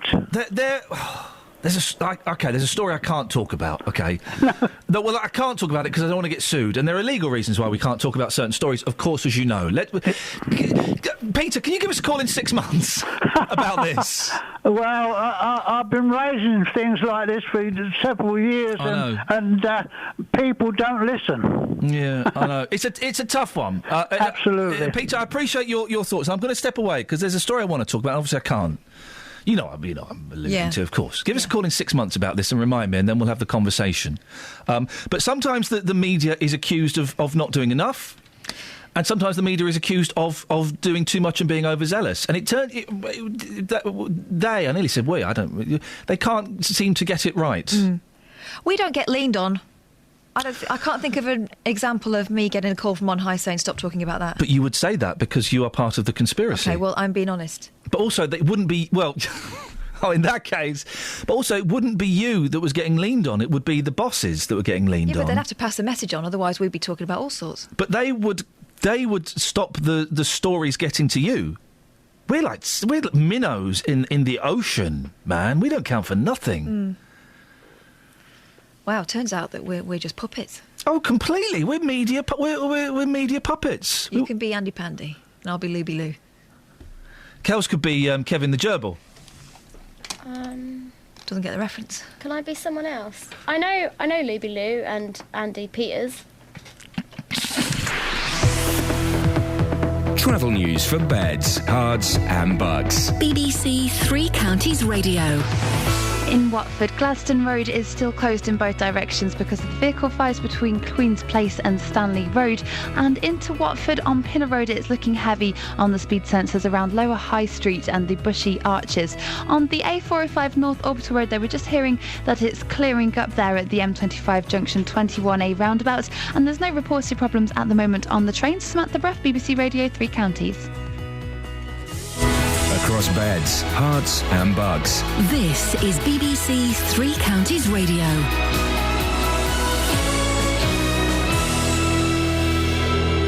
It's 8:30. I'm Jane Killick. Hertfordshire Police says it's changing the way it records crime following a critical report by inspectors. But the Herts Police and Crime Commissioner denies the figures have been deliberately manipulated. A man's been arrested in connection with the death of a teenager fatally injured when he was hit by a car in Hemel Hempstead a week ago. 16-year-old Faizan Ahmed was crossing Jupiter Drive when he was struck by a car which didn't stop and later died in hospital. A row's brewing after Luton approved plans for more than 300 new flats without any affordable housing. It comes as the council pursues a legal challenge for Central Bedfordshire Council to build more affordable homes. The weather, breezy with some sunny spells and a high of 20 Celsius. On to sport, and in football, Watford striker Matthias Renigi has joined fellow Championship side Millwall on loan. He'll stay at the new Den until January. Meanwhile, the Hornets are at home to Huddersfield tomorrow in the league. Watford captain Troy Deeney, who has just signed a new contract at the club, says promotion is the goal this season. We all know what we want to do, but I think we've got to just take it month by month. We saw before that Reading was nowhere to be seen come Christmas and ended up winning the league comfortably. Ideally, we want to be at the top all the way through and open a big gap, but if not, if we can do it on the last day, nick it and win the league, happy days. Luton Town manager John Still says a winger would be his priority if he was to make a signing before transfer deadline day on Monday, but Still says he won't be panicked into doing anything. Probably lacked a little bit in the wide areas, if I'm being honest, because Alex Lawless, he's not been available, so that's given us a little bit of problem. So if something in that position came up that was for me, then maybe we'd look at it. After their League Cup success against Manchester United in the week, MK Dons are preparing for the visit of Crawley tomorrow in League One. In League Two, Stevenage are at Wimbledon and Wickham head to York. In golf, the Travis Perkins Senior Masters starts at Woburn today. Last year, Colin Montgomery won the event and he competes again this time. In rugby, Bedford play Saracens tonight in their final pre-season friendly ahead of the championship season. And in cricket, Letchworth host celebrity team Lashings today. BBC Three Counties News and Sport. The next bulletin is at 9. Call 08459 455 555. BBC Three Counties Radio. Oh, yes. Morning, last 30 minutes of the show, lots to talk about. Let's have a little recap. Kath, what have we spoken about so far today that they can call in about? We've spoken about the crime figures. Do you trust them? We can talk about housing. Do you think it's right that councils build great big housing estates and don't include any quote-unquote affordable housing? I'm still not sure what that means. What were the fun ones we were talking about? The fun ones, Freddie Flintoff. Yeah. Should he have got let off? Caught speeding, should have been banned. How's that? He's out. He's not out. He's in. He should have been banned according to the law, but he was let off on a mitigating circumstances, which were that he does a lot of good work for charity and has a lot of television work on at the moment. Well, flipping heck, man. Come on. I've got a lot of radio work on at the moment, but I'm suspecting I would lose my licence. Well, that's kind of what they're saying on Facebook. We put it up on Facebook a while ago. Lisa Feldberg says, what a plum. Of course he shouldn't be let off. One rule for celebs and another for the rest of us. I would love to be as hard up as him. By that logic, says Drake Winston Hardcastle, Jimmy Savile should be forgiven. Did a lot of work for charity. Well. Gwyneth Gordon, he should be banned. Speeding endangers lives. So what? He's done endless charity and telework. Nothing will bring back a mother's child when he kills it speeding. Well, can I ask, right? Yeah. Is there anybody, this is to the listeners, is there anybody out there who will phone in and admit that they've done 87 miles per hour on the motorway? We had the professional driver. I'm not saying it's right. I just think there will be some people who will think, do you know what? He shouldn't have even got done for it. Well, really? I think there will be some people who think that. Most people who've done something like that would agree that if they get caught, they're banged to rights. We know what the rule is. 08459 455 555. And in a few minutes, we'll be speaking to Justin Dealey as well about the new Doctor Who. And we've got a text on that. Do you want that now? Yeah, go on. It's from Andrew in High Wycombe. I was disappointed with Capaldi being chosen as the new Doctor Who and was proven right with the first episode. Oh. He would have been a good choice if he was younger. Oh, really? No, I like an old Doctor. No, I like an old Doctor. I think they chose him to replicate the excellent Paul McGann Doctor, which was a mistake not to continue with.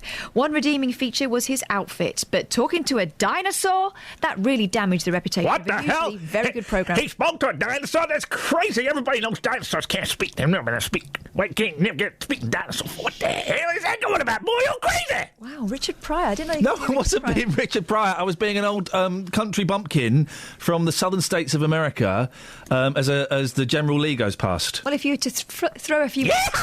Throw a few more swears in. Well, Richard Pryor. This is another one about speeding. Yeah. Do you want this one? Yeah, why not? Go on. It's anonymous, but you'll see why in a minute. No. A friend of mine is a first responder medic. In other words, she's someone who gets to an accident before the ambulance. Got banned for totting up 12 points and in the final instance was rushing to respond to an accident, but the court didn't care. Wow.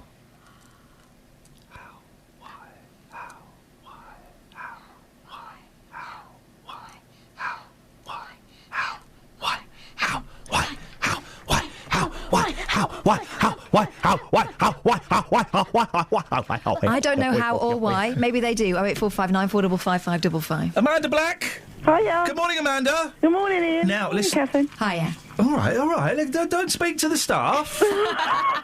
Amanda, I wasn't in last week. I was living La Vida Loca and watching two very naughty boys jump into a swimming pool. They were my boys. No. But I believe you spoke to Justin Dealey. I did, yeah. And you're back on. Yeah. Tell me what you spoke to Justin about and why you're back on today. What's going on? I'm ringing to talk about the walkathon that I'm organising. A walkathon? Yeah, it's a sponsored walk and wheelathon. Oh, OK, go on. And it's tomorrow at Stantonbury Stadium. Yep. The walk starts at 1. Yeah. And it's to raise money in aid of two charities that support severely disabled children. Right, OK. One of them is in Milton Keynes, and it's the Redway School in Netherfield, which is the school that takes the most profoundly disabled children with the most severe complex medical needs. Yep. It takes children from the ages of 2 to 19, and it's a registered charity, as is CDKL5 UK, which is, I know it sounds like a load of letters, but it is a genetic and neurological condition that affects children from birth it affects globally a global amount of problems, including epilepsy before the first 6 months of life. Oh, blimey. And it doesn't respond to any treatment, unfortunately. So what CDKL5 UK are doing, because there's only 75 in Britain and there's only 1,000 worldwide diagnosed. Yeah. So it's extremely rare. So what they're doing is they're raising awareness throughout the medical professionals and throughout the public of this condition. They're also supporting families and funding vital research into treatments and cure. So it's good work that they're doing, and well done them. And so how is this... So what's your connection with this, Amanda? I've got a little girl called Olivia who is 6, who was born with CDKL5. Oh, blimey. And how does that affect her day to day? Hugely. She's seizures daily. She's fed via gastrostomy tube because she can't swallow properly. And muscles in her throat that are required for swallowing have completely gone. She's just turned 6 and she's been going for intense physio and has only just learned how to take independent steps. Oh, bless. She can't, unfortunately, talk. She's completely non-verbal, so she uses her eyes to communicate what she wants.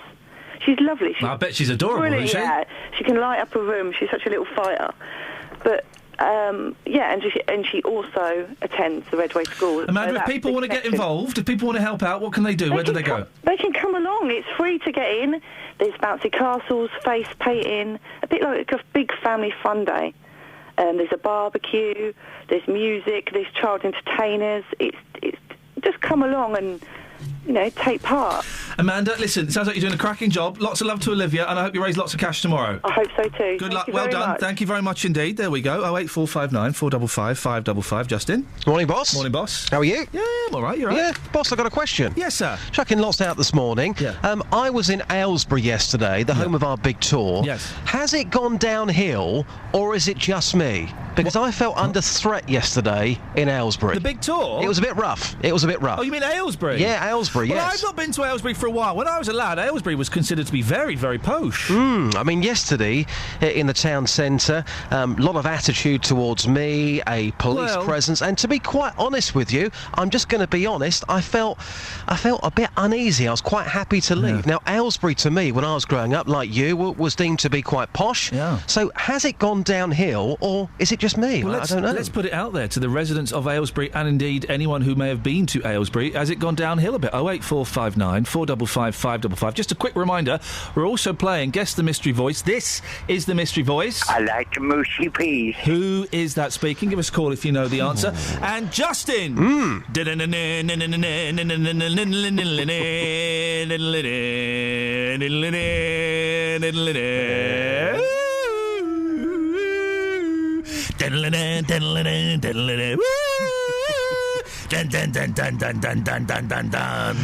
Here comes Doctor Who and the Daleks. I am a Dalek.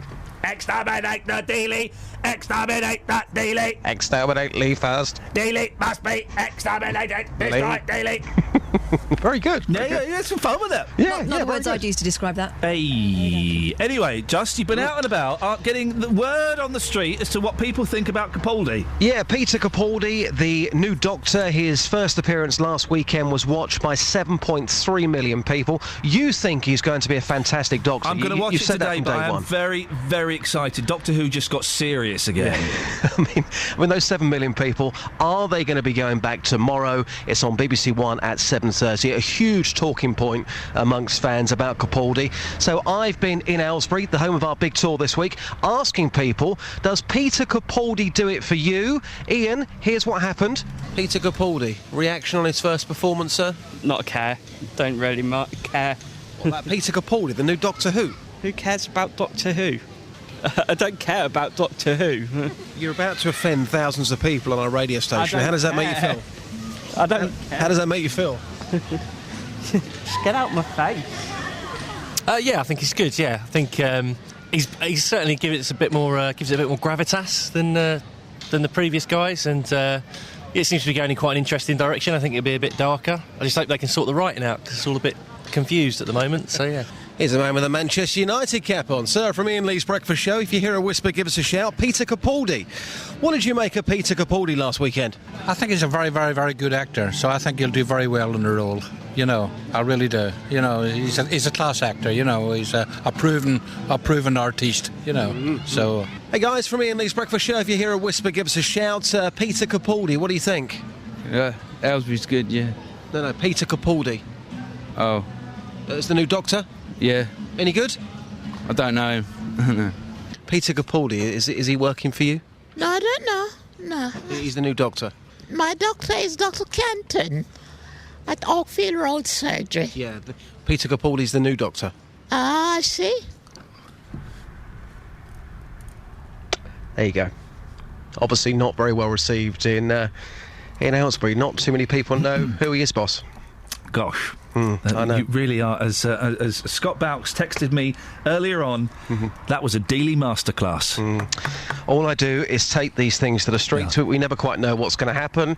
As I said, I felt kind of under threat yesterday in Aylesbury. It was... Really? I need to go. I've not been there for such a long time. I need to go and have a little look. It was an interesting atmosphere, as demonstrated by that first man there who told me to get out of his face. But I often think the same thing when I'm talking to you, Just. Yeah, but he said it in a nasty way. I felt quite hurt yesterday. Has Aylesbury gone downhill? 08459 455 555. What's happening on your show tomorrow at midday, Just? Yeah, 12 until 2, 2 hours of great songs and great memories. Tomorrow, the UK and American charts from this weekend back in 1987. Musical memories from the streets of Aylesbury, and your chance to test my fat, that's spelt with a P, fat jukebox of 1 million songs. Wow, gosh, you really are bringing yourself close towards the 21st century with your use of language. Streetwise. Justin, quickly, do you know who this is? I like the mushy peas. Is that Dave Bartram from Shawaddy Waddy? Unfortunately, it's not. Have a good show tomorrow. You not got it yet, have you, Kath? No. Have a listen. I like the mushy peas. Who is the mystery voice? Voice is so familiar. 08459 455 I like the mushy peas. It's brilliant. What it is, it's someone on a red carpet. Is it Kathleen Turner? Being asked what they like about England, and this is what they say. I like the mushy peas. Imagine out of all the things in England, right, that you like. I mean, I like the mushy peas. But imagine that's the first thing that springs to mind. I like the mushy peas. Yeah. Kyle wants to go. Morning, Kyle. Morning, boss. You all right? Yeah, fine. Who do you think this is? I like the mushy peas. Well, you see, at first I thought it was David Guest, but now I reckon it's Dave from Luton. Let's have a quick listen again. You think this is Dave from Luton? I like the mushy peas. I think that's Dave from Luton. You think that's from Dave from Luton? Kyle, I'm afraid it's a good guess. It's not quite good enough. Vince is on the line. Good morning, Vince. Hello, mate. Who is the mystery voice? I like the mushy peas. That's David Guest. You think this is David Guest? Let's have a quick listen again. I like the mushy peas. Are you convinced? Perfectly. That's definitely it. Ladies and gentlemen, we have a winner. It's Vince! I like the mushy peas. It was David Guest, Vince! Come on. And Kyle, close Kyle, but not quite close enough. I apologise for that. Okay, cheers, boss. Are you Frank Sidebottom?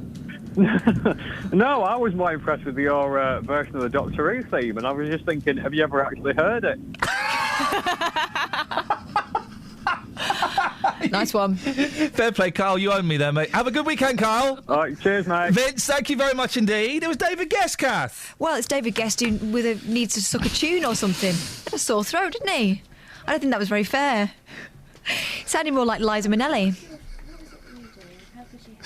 I can't believe Kyle just had a go. He owned me there. He did. I had no comeback for that. No, because you know he's right. I have got a comeback. Kyle's band. Oh. Yeah? No. Oh. Travel news for beds, cards and bugs. BBC Three Counties Radio. It's looking a little bit slow on the A5 into Dunstable from the A505 through the High Street towards West Street. Also in Watford, it's still closed on Gladstone Road in both directions because of the vehicle fires between Queen's Place and Stanley Road. Also in Watford, Lower High Street is heavy around Pinner Road by the Bushy Arches on the speed sensors, and the M25 clockwise is heavy between junction 25 for Enfield and junction 26 for Waltham Abbey in the roadworks area. There's no reported problems at the moment on the trains. Samantha Bruff, BBC Three Counties Radio. Thank you very much. 8:46. It's Friday the 29th of August. I'm Iain and I've had way too much coffee. Hertfordshire Police says it's changing the way it records crime following a critical report by inspectors. Part of the Harlequin shopping centre in Watford has been closed following a break-in this morning. And Luton has approved more than 300 new flats without any affordable housing, despite telling Central Bedfordshire to build more affordable homes. We'll get the latest on the Harlequin shopping centre being closed in a minute. Before that, let's get the weather with Georgina. Beds, Herts and Bucks weather. BBC Three Counties Radio. Good morning. Fairly bright start for most of us, but a fair amount of cloud coming through the day. So by this afternoon, not so many sunny spells around. And there are some showers coming from the west, but I think most of us won't see those. So a dry day with a southwesterly breeze and temperatures reaching 21 degrees Celsius. I say a largely dry day because one or two may sneak through. Tonight, some patchy rain, fairly cloudy as well. That rain should pass by the morning, though, with lows of 13 degrees. And tomorrow, some sunny spells, a largely dry day. Still got that southwesterly wind, but it should ease through the day. And we've got highs of 19 degrees Celsius. Saturday night is looking dry but cloudy. And then on Sunday, we've got a ridge of high pressure, giving us a dry day with lighter winds, but it all turns a little cloudy and damp at the beginning of the week. That's your latest forecast.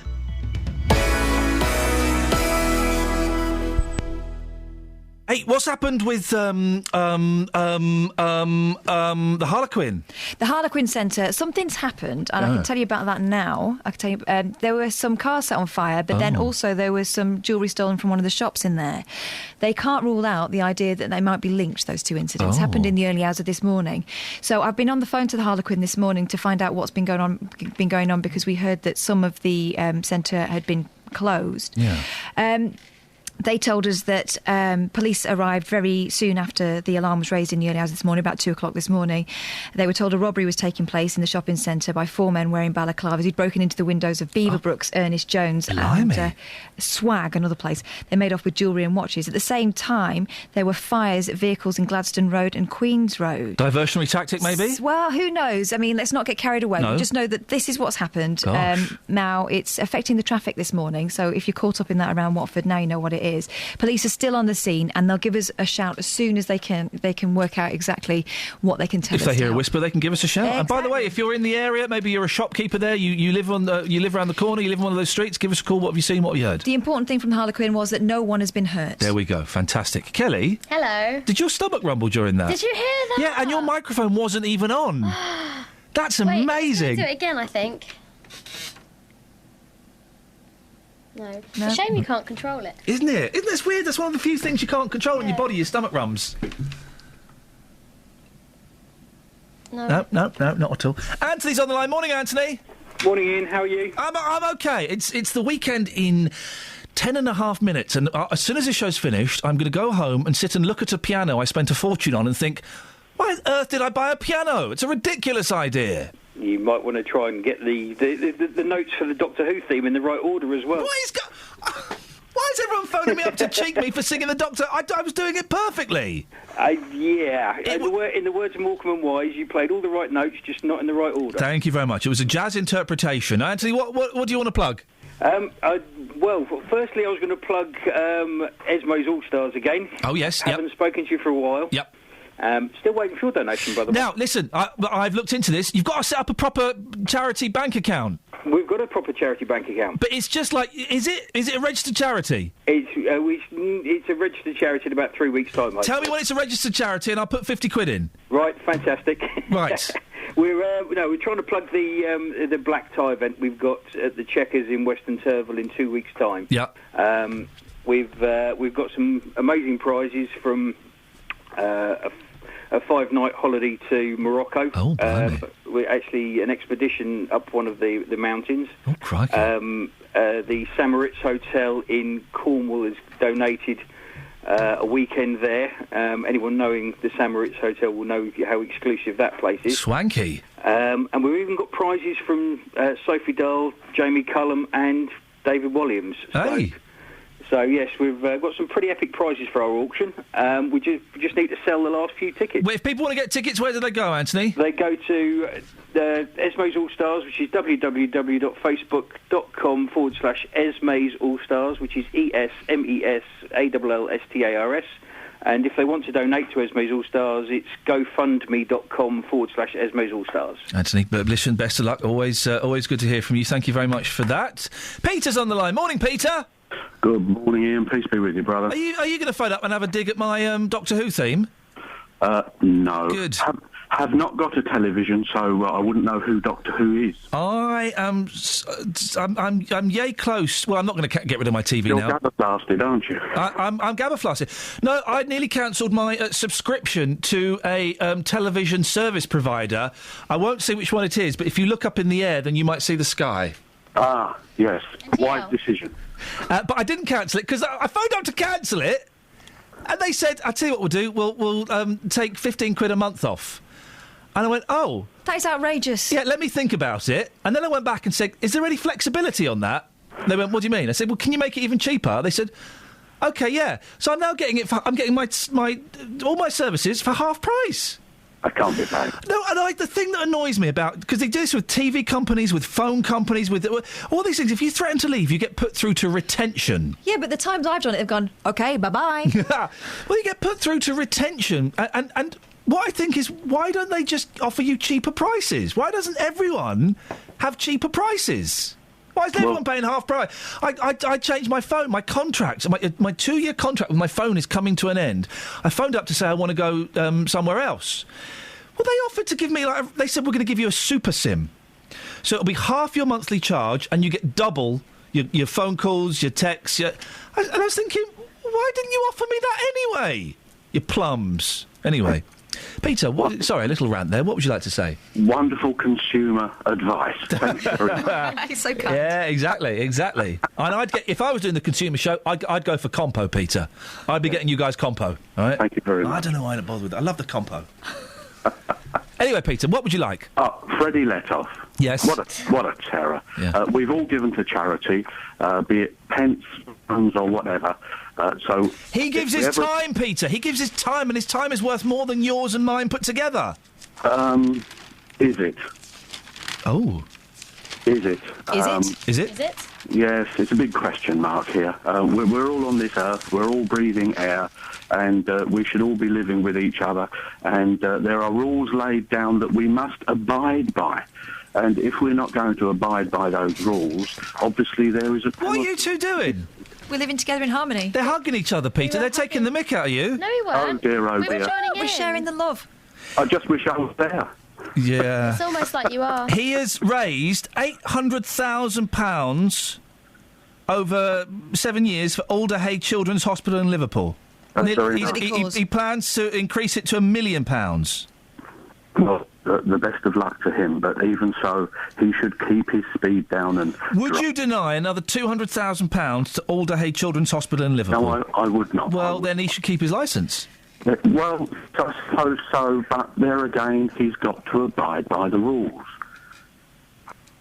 And the lady that uses the bird table, etc., with her bird seed. Oh, yeah. I have seen many feed stations in many gardens. Feed stations? And underneath these feed stations is a whole heap of bird seed. It's a hell mess. And, of course, it just attracts the vermin and rats, etc. Peter, have you been to Aylesbury recently? Yes. Well, Justin Dealey, I think rather harshly and unfairly, said it was a bit of a tip and a bit rough. He's not got that right, has he? No, they've got a damn good museum, a couple of good coffee shops. Yeah. Yes, it's a fabulous place. Peter, thank you very much indeed. Have a nice weekend. He was referring there to the other story we touched upon 2.5 hours ago. Yes. Pays attention, you see. He does pay attention. Notes. He saves it all up until the end. Good for him. About a 71-year-old told to stop feeding birds in the garden. You're not supposed to feed birds in the summer. Well, you keep saying this. Well, the RSPB didn't say that, but you keep saying it anyway. The Just 'cause you're RSPB... tight. I'm not tight. Tight with the birds. I want a bit of seed, for heaven's sake. Bit tight with the birds. They can buy their own drinks. Women's lib. All right, girls. Oh. Yeah? No? Crossed the line? Yeah. He raised £800,000 for Alderhay Children's Hospital in Liverpool, was attempting to increase the amount to £1 million. Now, by taking away his driving licence, you are potentially denying Alderhay Children's Hospital another £200,000. No, you're not, because he's clearly a committed charitable giver and fundraiser. Surely he would, he'd have to hire a driver anyway. He would just use the driver.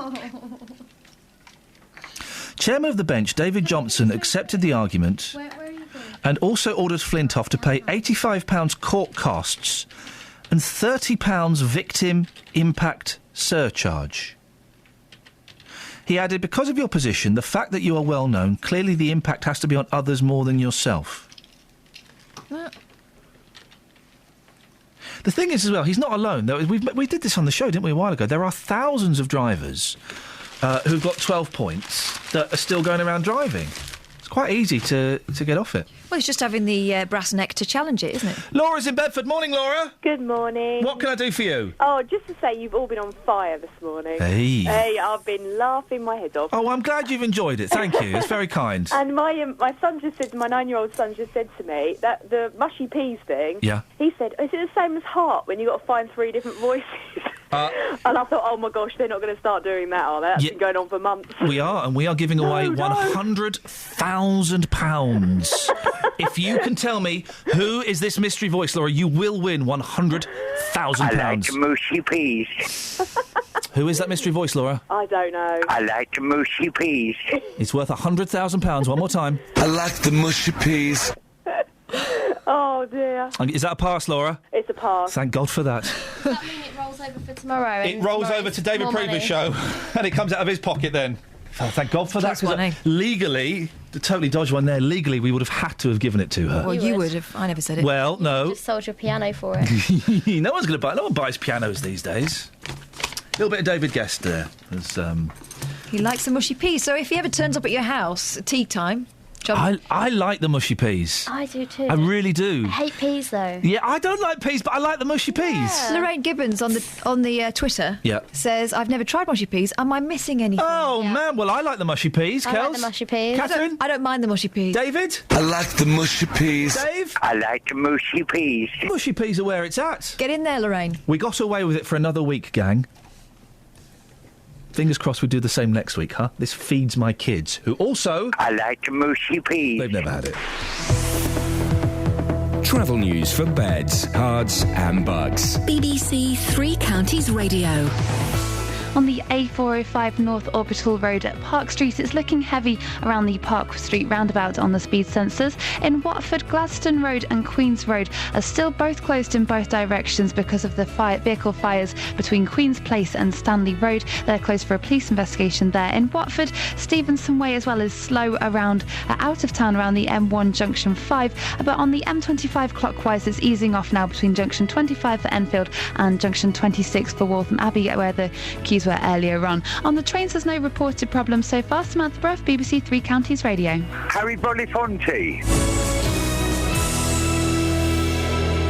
That's it, that's your lot. There's a new podcast going up, well, probably a bit later on this morning, the best bits of the week. Thank you, Just. Thank you, Kels. Thank you, Catherine. Thank you to all the calls. JVS is up next. We'll be back on Monday at 6. It's Freddie Flintstock.